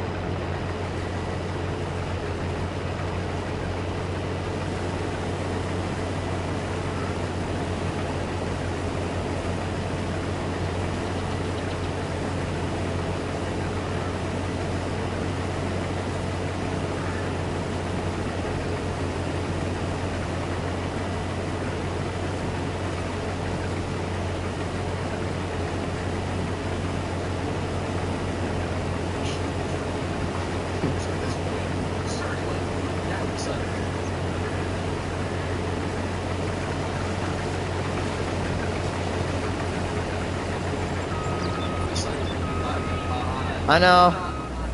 That's so funny. They're so funny.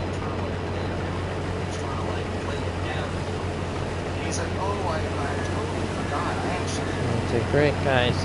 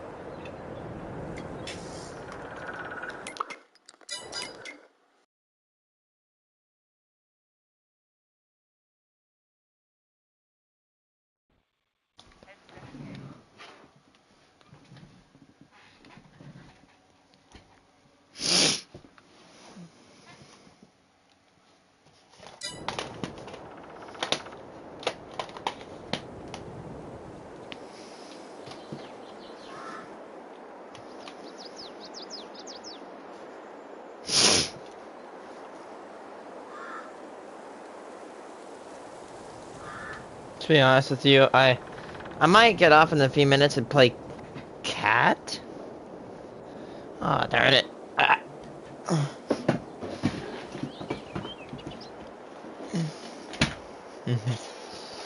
Dude, this game is so cancer.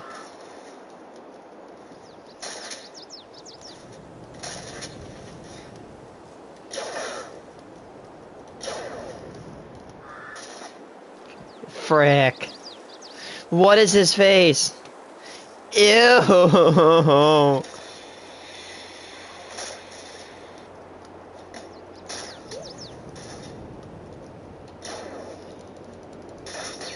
Killed. I just got completely. I love when they're. Oh, you know what's worse than laser? Wait, hold on. I want to kill this guy called Ice. Oh my god, there's 2 ISO speed clones. No, I'm just joking. I literally got spawn killed 3 times in a row. Yeah, I capped somebody.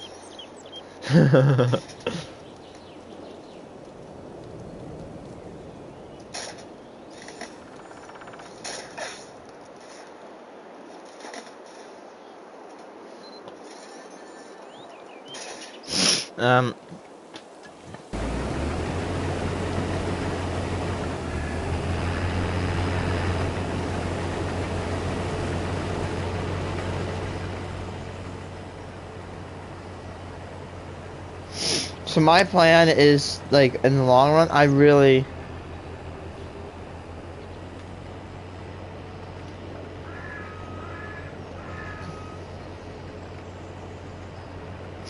want to snatch up this field. Oh no, I want to snatch up that field over there. See it? Like that, field 50? And field 51. And then I'm going to put barrier fence, and that's going to be my new compound. Yeah, and then one day when I do get it, when I do get that field, I'm going to combine them both.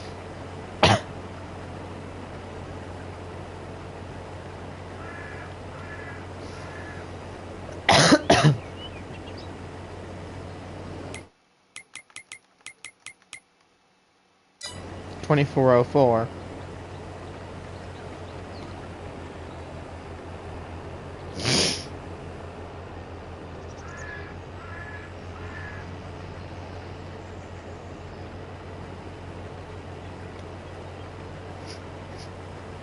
I will say, even though it doesn't have the best turning, the actual flow is so good for medium farms like this.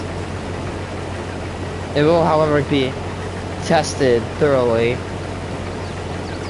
for its performance when I open the new fields.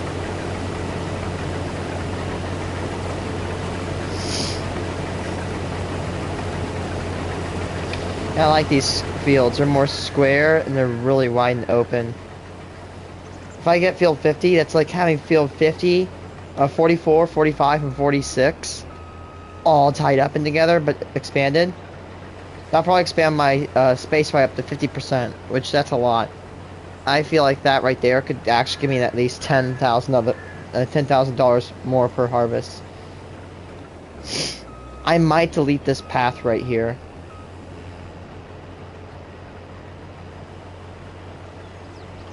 And this path, I don't know if I'm going to phase these fields together or like merge them. I am thinking. Actually, I don't know if I'm going to, because you can see that that path actually runs all the way back there. I will say, even though the map, one thing I really wish for is I wish there were like a map with more square fields. Like, the only thing I could complain about this map is that there's a lot of fields, but there's a ton of small ones. Like, you can see, look in the bottom right and the top left, there are a lot of tiny little fields, and they are just kind of worthless. However, the reason I'm not saying, oh, it's all awful, is because, yes, as of like FS 2015, you can make more fields, you can merge them together.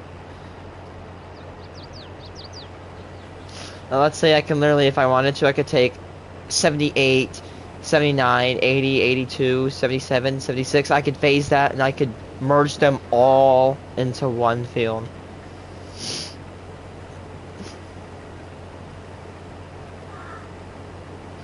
I will say though, I like my plan. I'm almost about like you know, like you see how like this field kind of like goes level with my field or with my other area. I'm sorry if I'm not. Why are you not doing anything,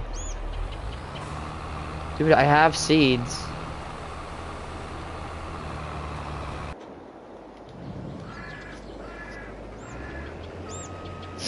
It will cost a little bit of money, which I need $200,000 at least. I'm not gonna buy it when I have $200,000. I'm gonna have some.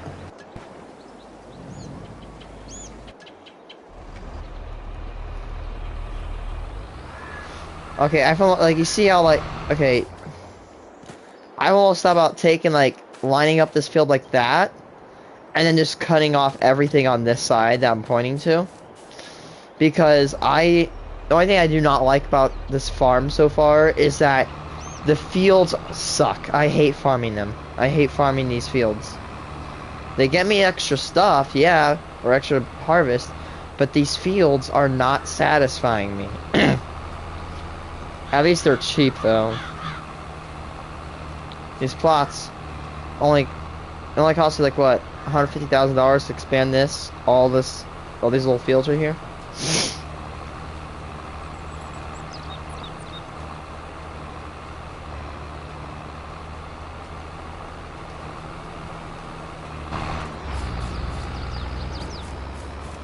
So there's kind of like a little river here, a ford.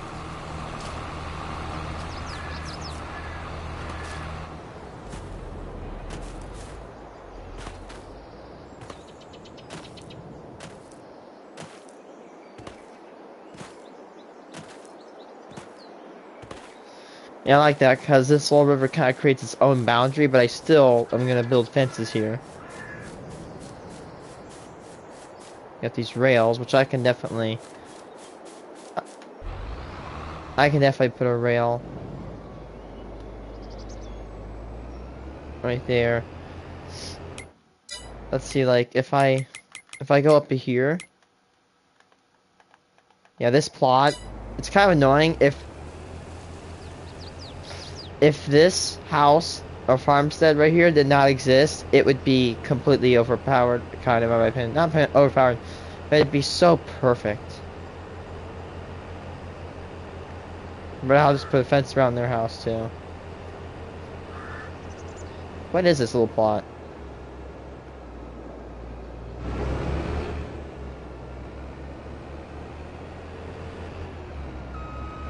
Is that a bunker?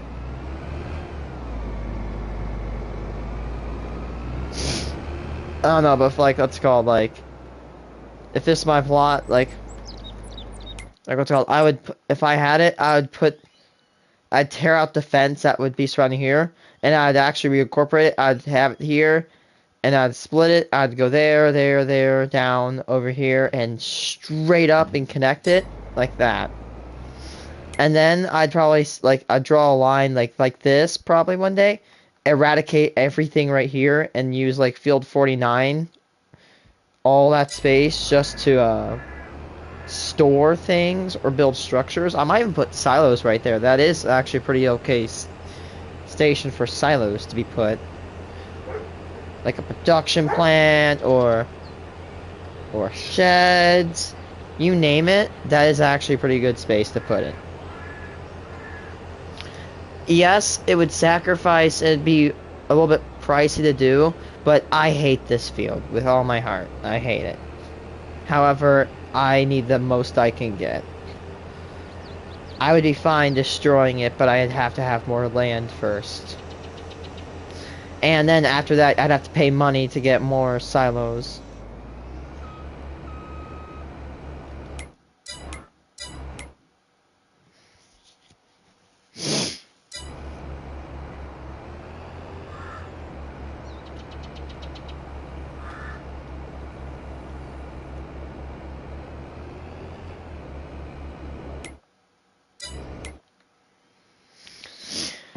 Yeah, so That's called. But the reason don't want to merge this is look at this little road. It kind of goes like that, and it connects. See, that is actually a pretty okay area to harvest or to buy. I don't know about Field 52 because like there's like this fence right here that blocks.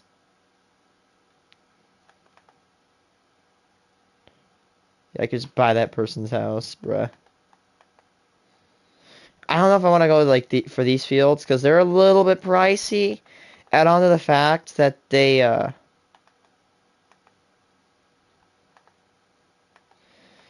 then you add on to the fact that they oh wow, that's actually the most expensive land, $1 million right there. Field, that's called right here, field 68 could probably be phased with 69. If this river right here did not exist, this would 100% be phased. Another thing about production plants, I think maybe if I had to build a factory for the production plant, it'd probably be somewhere right here. And a good idea would be to buy everything from here to here to here to here. Maybe right here? I don't know. One way or another, I do have a plan, and I do have a good, like, goal set for how I want to play the game. Actually, instead of walking over there, let's do something even more smarter. Pull my combine up first.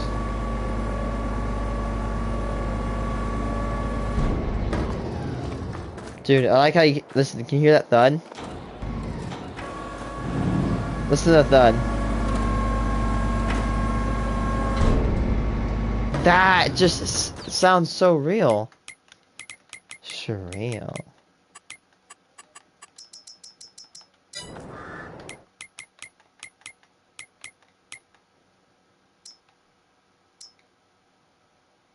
So this is 2406, and it's going to start rising up a little bit slower. The most expensive is probably clothing. I mean, just look at this. If you go down enough, 15,000, and it can go up to 18, which is actually pretty insane. However, I bet that this is not easy to make. What I meant by, like, super, like, gigafactory, whatever I meant to say, is this. Oh, wow, actually.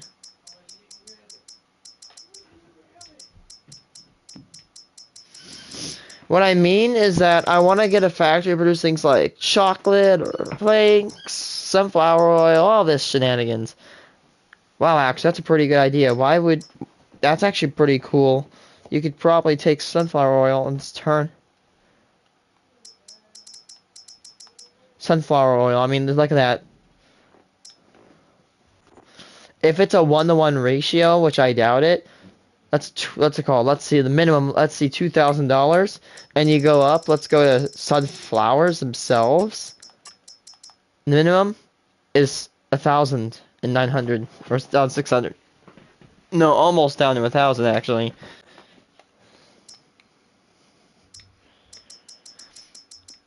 Although complicated, I am very interested in production chains.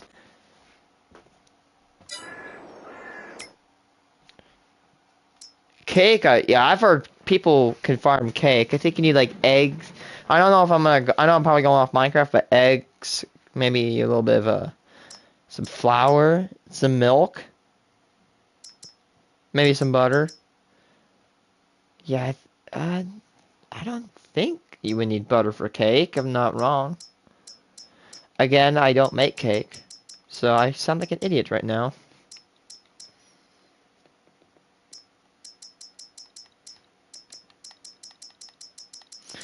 I think let's call it. Okay, right now I think it's a good idea. What is the most annoying part of the game? Probably like how seasons worked. For right now, I want to rate it at least a 9 out of 10.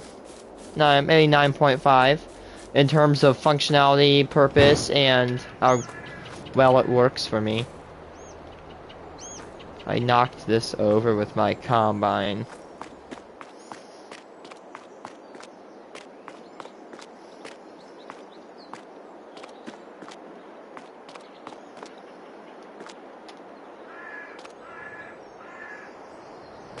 Oh, it's concrete. Like, what is this? Okay, can we please get my looking sensitivity fixed? One of my most hated parts about Farming Sim is that the looking sensitivity is complete garbage when you first start.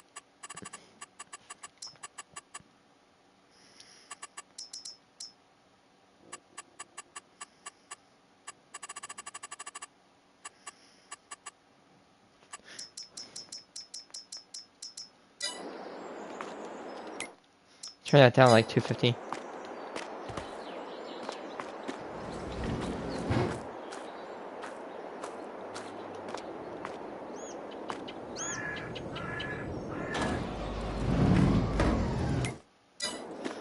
Ah, cute. There's a little toolbox on the end of this. It's cool.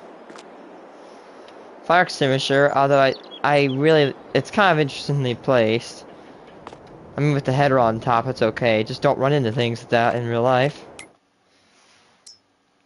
Sorry if I'm up like that. I'm sorry if you can't see the top of my face. I've never consensually farmed soybeans. I will say, Case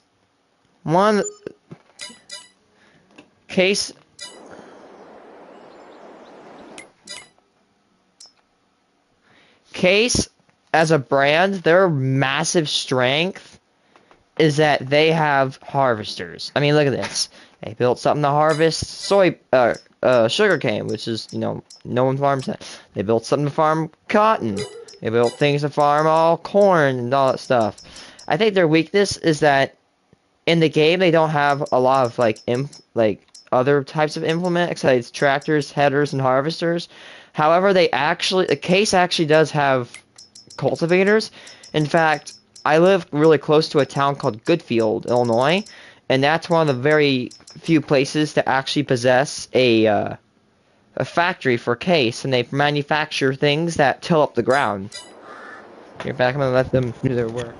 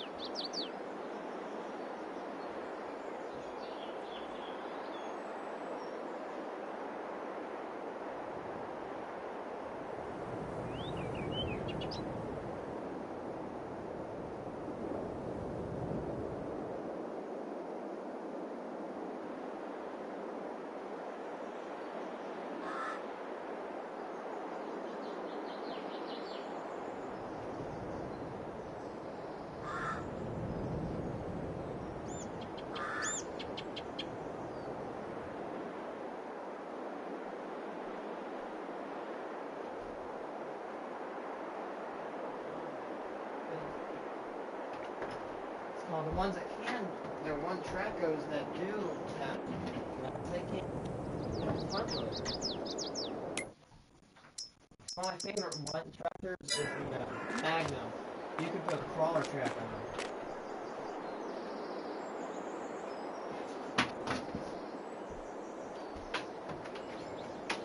You know, one of my favorite tractors in Farming Sim is the Magnum. I love the Magnum.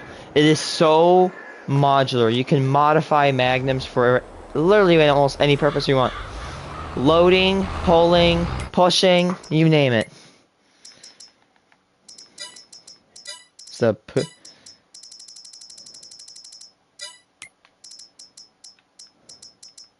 Oh my god, thank god they sorted it in C.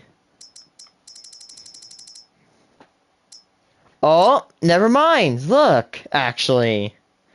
This is what I told you. They actually... Oh.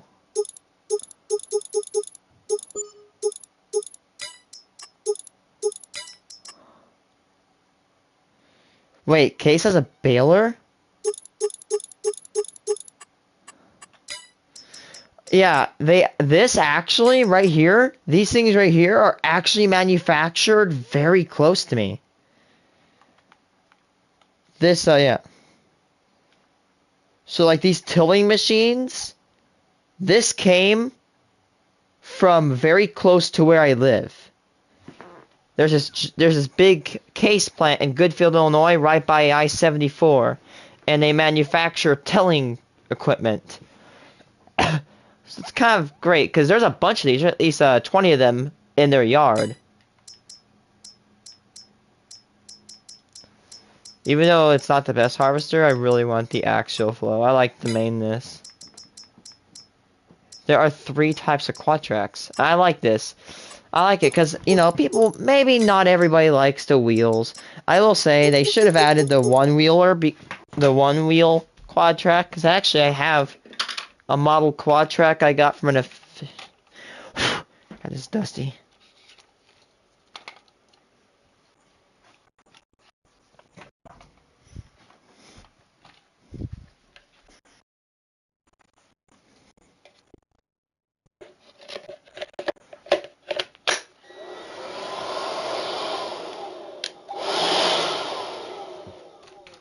And my battery's dead. I actually have a little model Quadtrac right here with me. It's a 1/64 scale Quadtrac. That's what they look like. Wheel, no weight. Give me a second.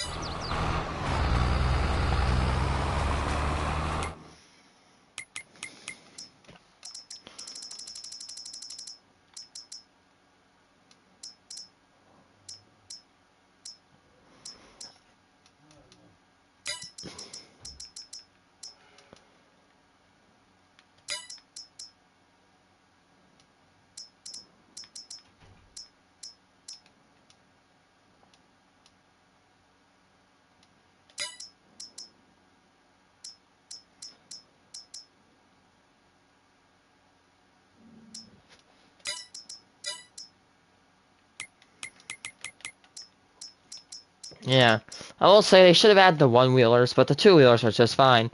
This is a 470, and the one I have is a model 550, or 580. Let's see. Yep, this is exactly this Quadtrac you see on screen is literally just about what you, see, this is the Quadtrac with one wheel. This is the exact same engine.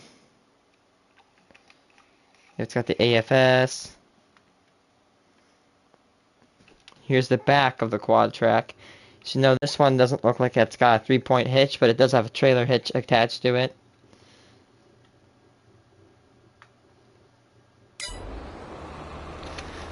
And then, what's it called? This is my tractor collection. Now, we go to the very uncommon, but very beautiful.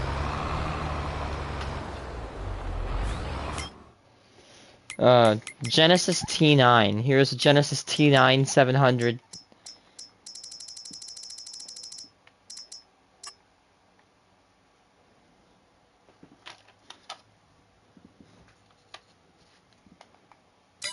Apparently I've noticed something that the Quadtrac. Yeah, so here's a track series, which I've never seen any of these. Here's the track, but these actually can come in double wheelers. Wait, there is one. Where is it?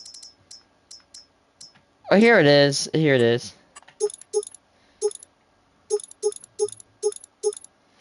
Here is double wheel. Here's the tractor. You can see it's double wheel and it tilts. And I love this tractor right here. It is so thick. This one I think was kind of hard to get my hands on. And I almost lost the mirrors too. You can actually see I can unfold the mirrors out like that. I don't think you can open the door. No, you can't. And the last one I have is the R9. Yeah, these are dusty. They've been sitting on my shelf for a while. Here's the R9X. Yeah, R9X. I think X means that there's a track on it. Here is the John Deere 9RX, which I kind of like the front of this tractor a lot more than I do. A little bit more than I do the quad track. See its front. How John Deere designs, they put their lights on the top. You can see the side. Yeah, the side. This is the side. Finally, the back. The John Deere kind of has more of a rubberized part, and yeah, this doesn't have a 3-point attached, but hey. No, everybody likes different things on their tractors. I kind of like the look of the John Deere 9RX more than the quad track. I love the front hood though. I like how it's not like it doesn't slope into the tractor, but it slopes out and it protrudes like that. It's really cool. By the way, the black part of the tractor is actually not solid. It's like this mesh, and it allows air to go through and cool down the machine as it works.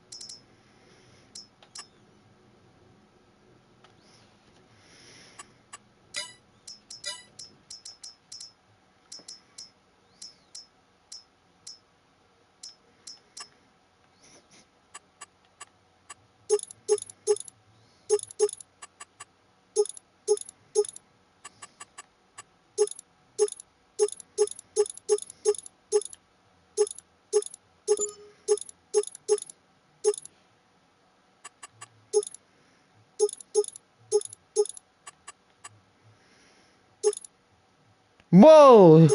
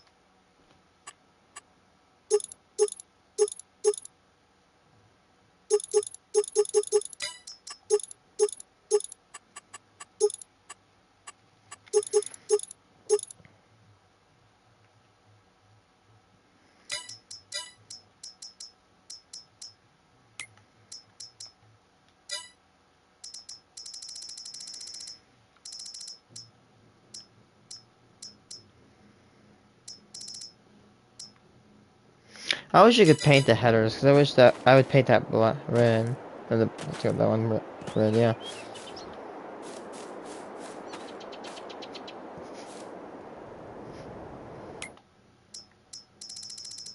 What's the smallest header? 5 meters. It's actually, that's pretty small. Corn headers, yeah, these can go smaller. That's a 5 row. And the best one is 1, 2, 3, 4, 5, 6, 7, 8, 9, 10, 11, 12, 13, 14, 15, 16 rows of corn. Tripling the other one. This one does 1, 2, 3, 4, 5, 6, 7, 8, 9, 10, 11, 13, 14, 15, 16, 17, 18 rows of corn. But it is shorter. These also cut, yeah, they cut down soybeans.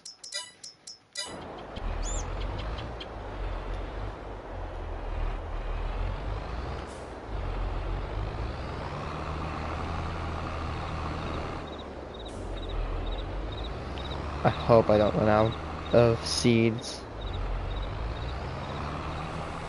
I'm probably going to.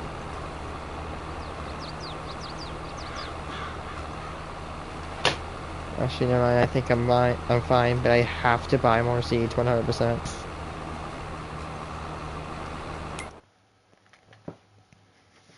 I think instead of making the John Deere, I'm gonna make that other tractor because it's got way more horsepower than the best one in the game.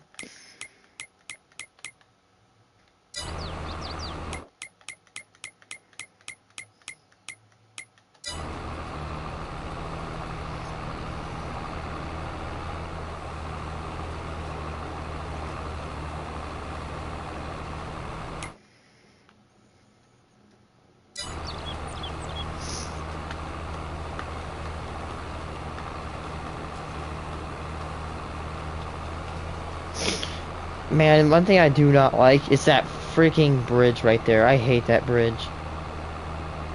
Well, if you have a header on your harvester, it is a little bit annoying.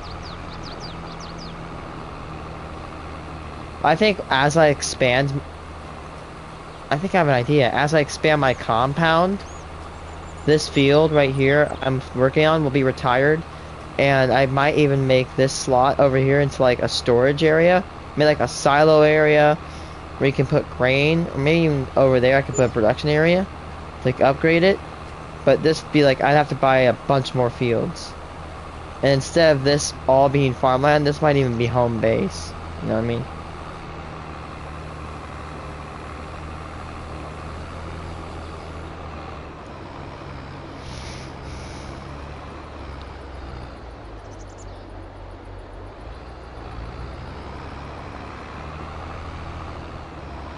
No.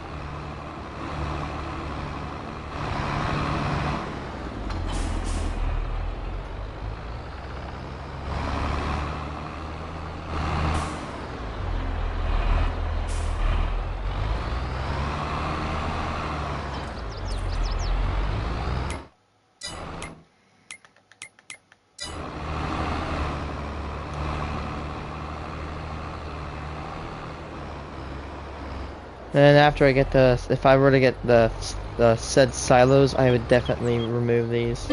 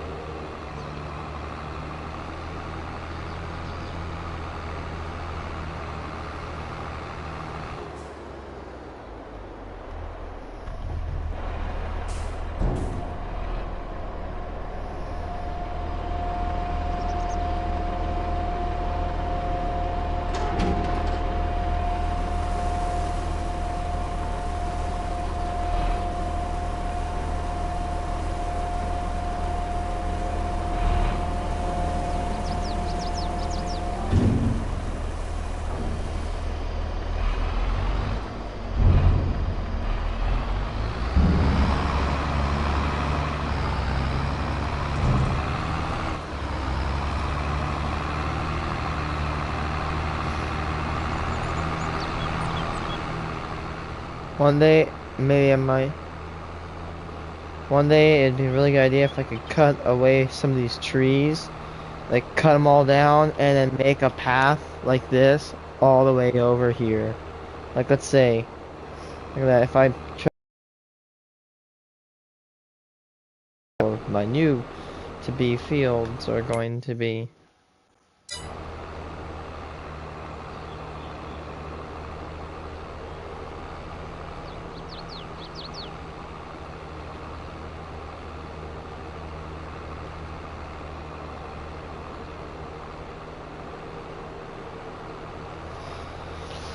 Man, if I can snatch this guy's fields and harvest the sorghum, I could probably make a lot of my money back. Although I doubt it's any, like, it's even fertilized.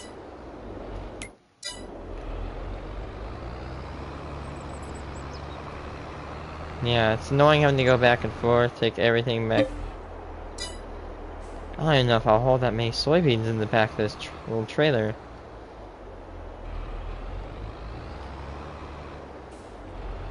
I don't like it when a trailer does this, like, it's got like that really weird swivel.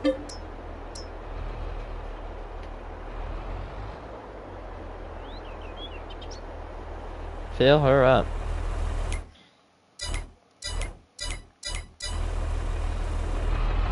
Yeah, we have, oh wow, we have to make 3 loads.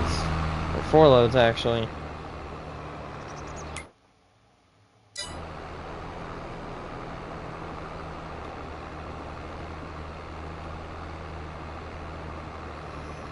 Doesn't mean the vehicles get, like, consume fuel and get broken faster.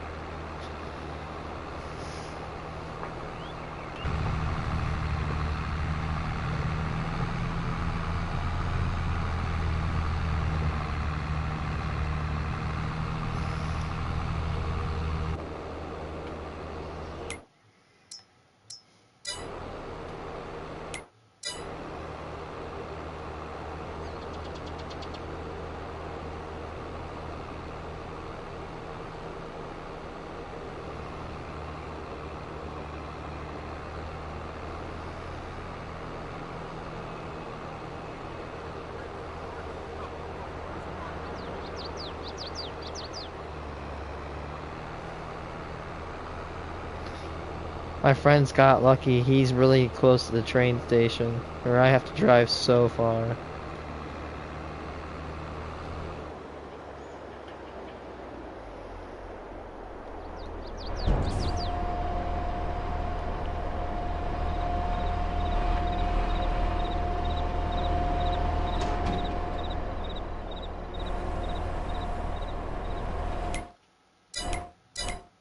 I don't have to do 3 loads, it's just... That's all I own, it's just I'm putting it in here. I guess I could store all my soybeans over here, and then I can just decide when to sell them, but I'm still storing them in my silos.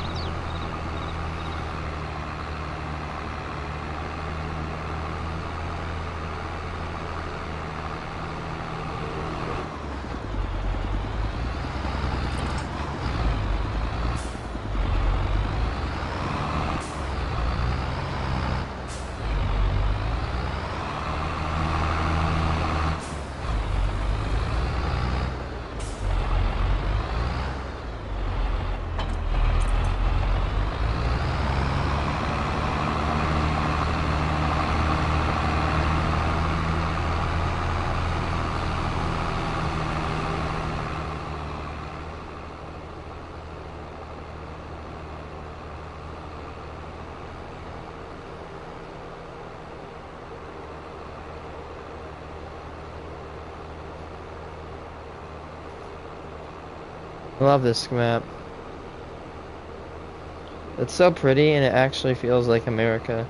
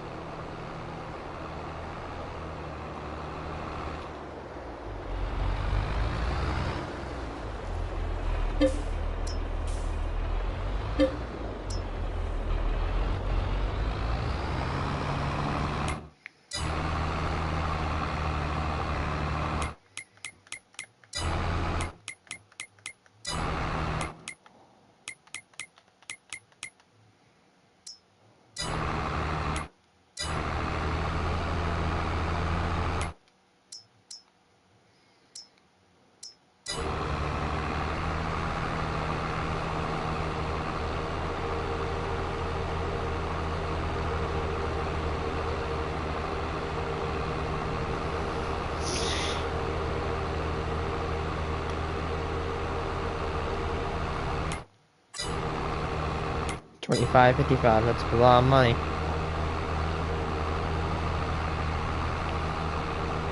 That's great. Farm 2 harvests and then take those 2 harvests to this station.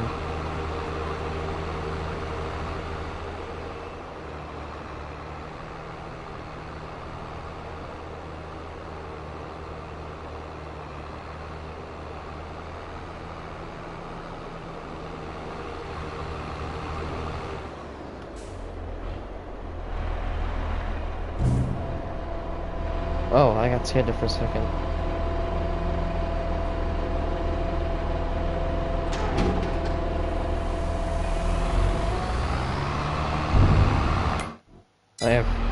That's about times 2, multiply it at 2.5.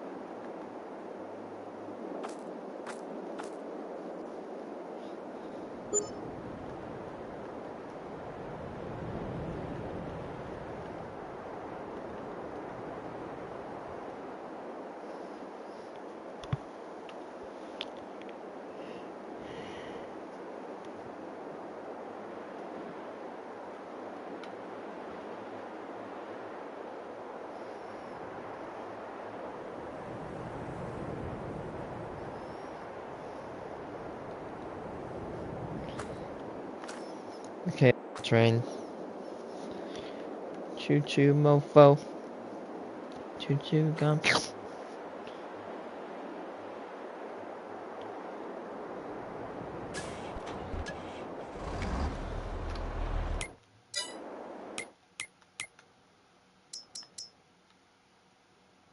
Okay, I have to hurry.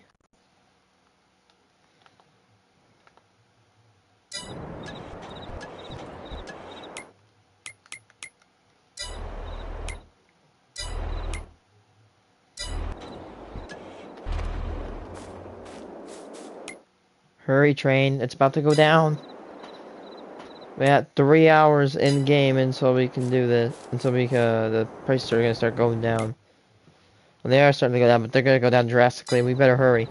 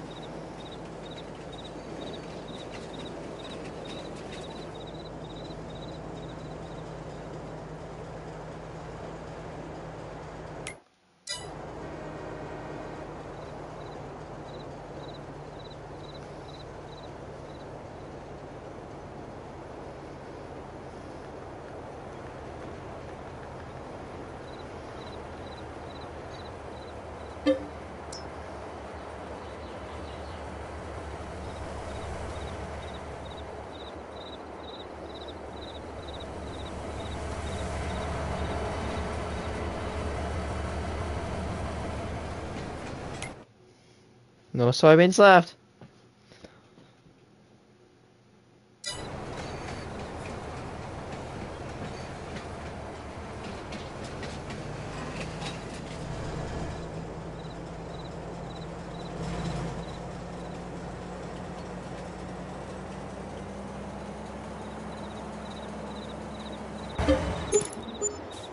Money.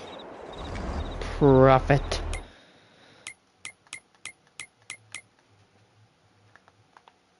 That's 114,000.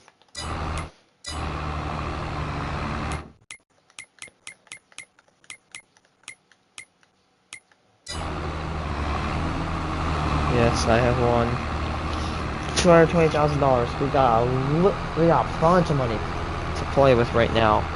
I can let's go.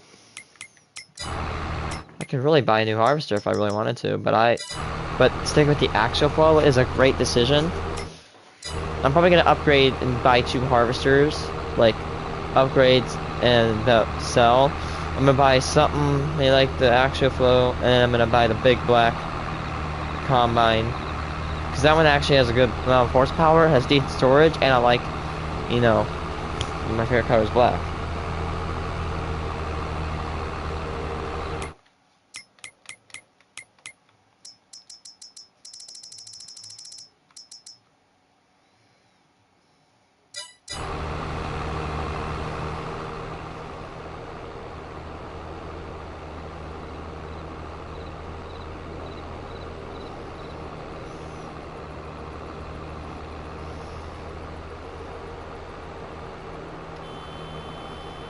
Like 114, I'd have $106,000 left if I bought that land right there, and I could probably get a little bit more money back. I could probably have like 110,000. I don't know. I'm gonna leave off there for right now. I'm gonna take a break. I don't know when I'll be on later, but when I be on later, hopefully it'll be, yeah.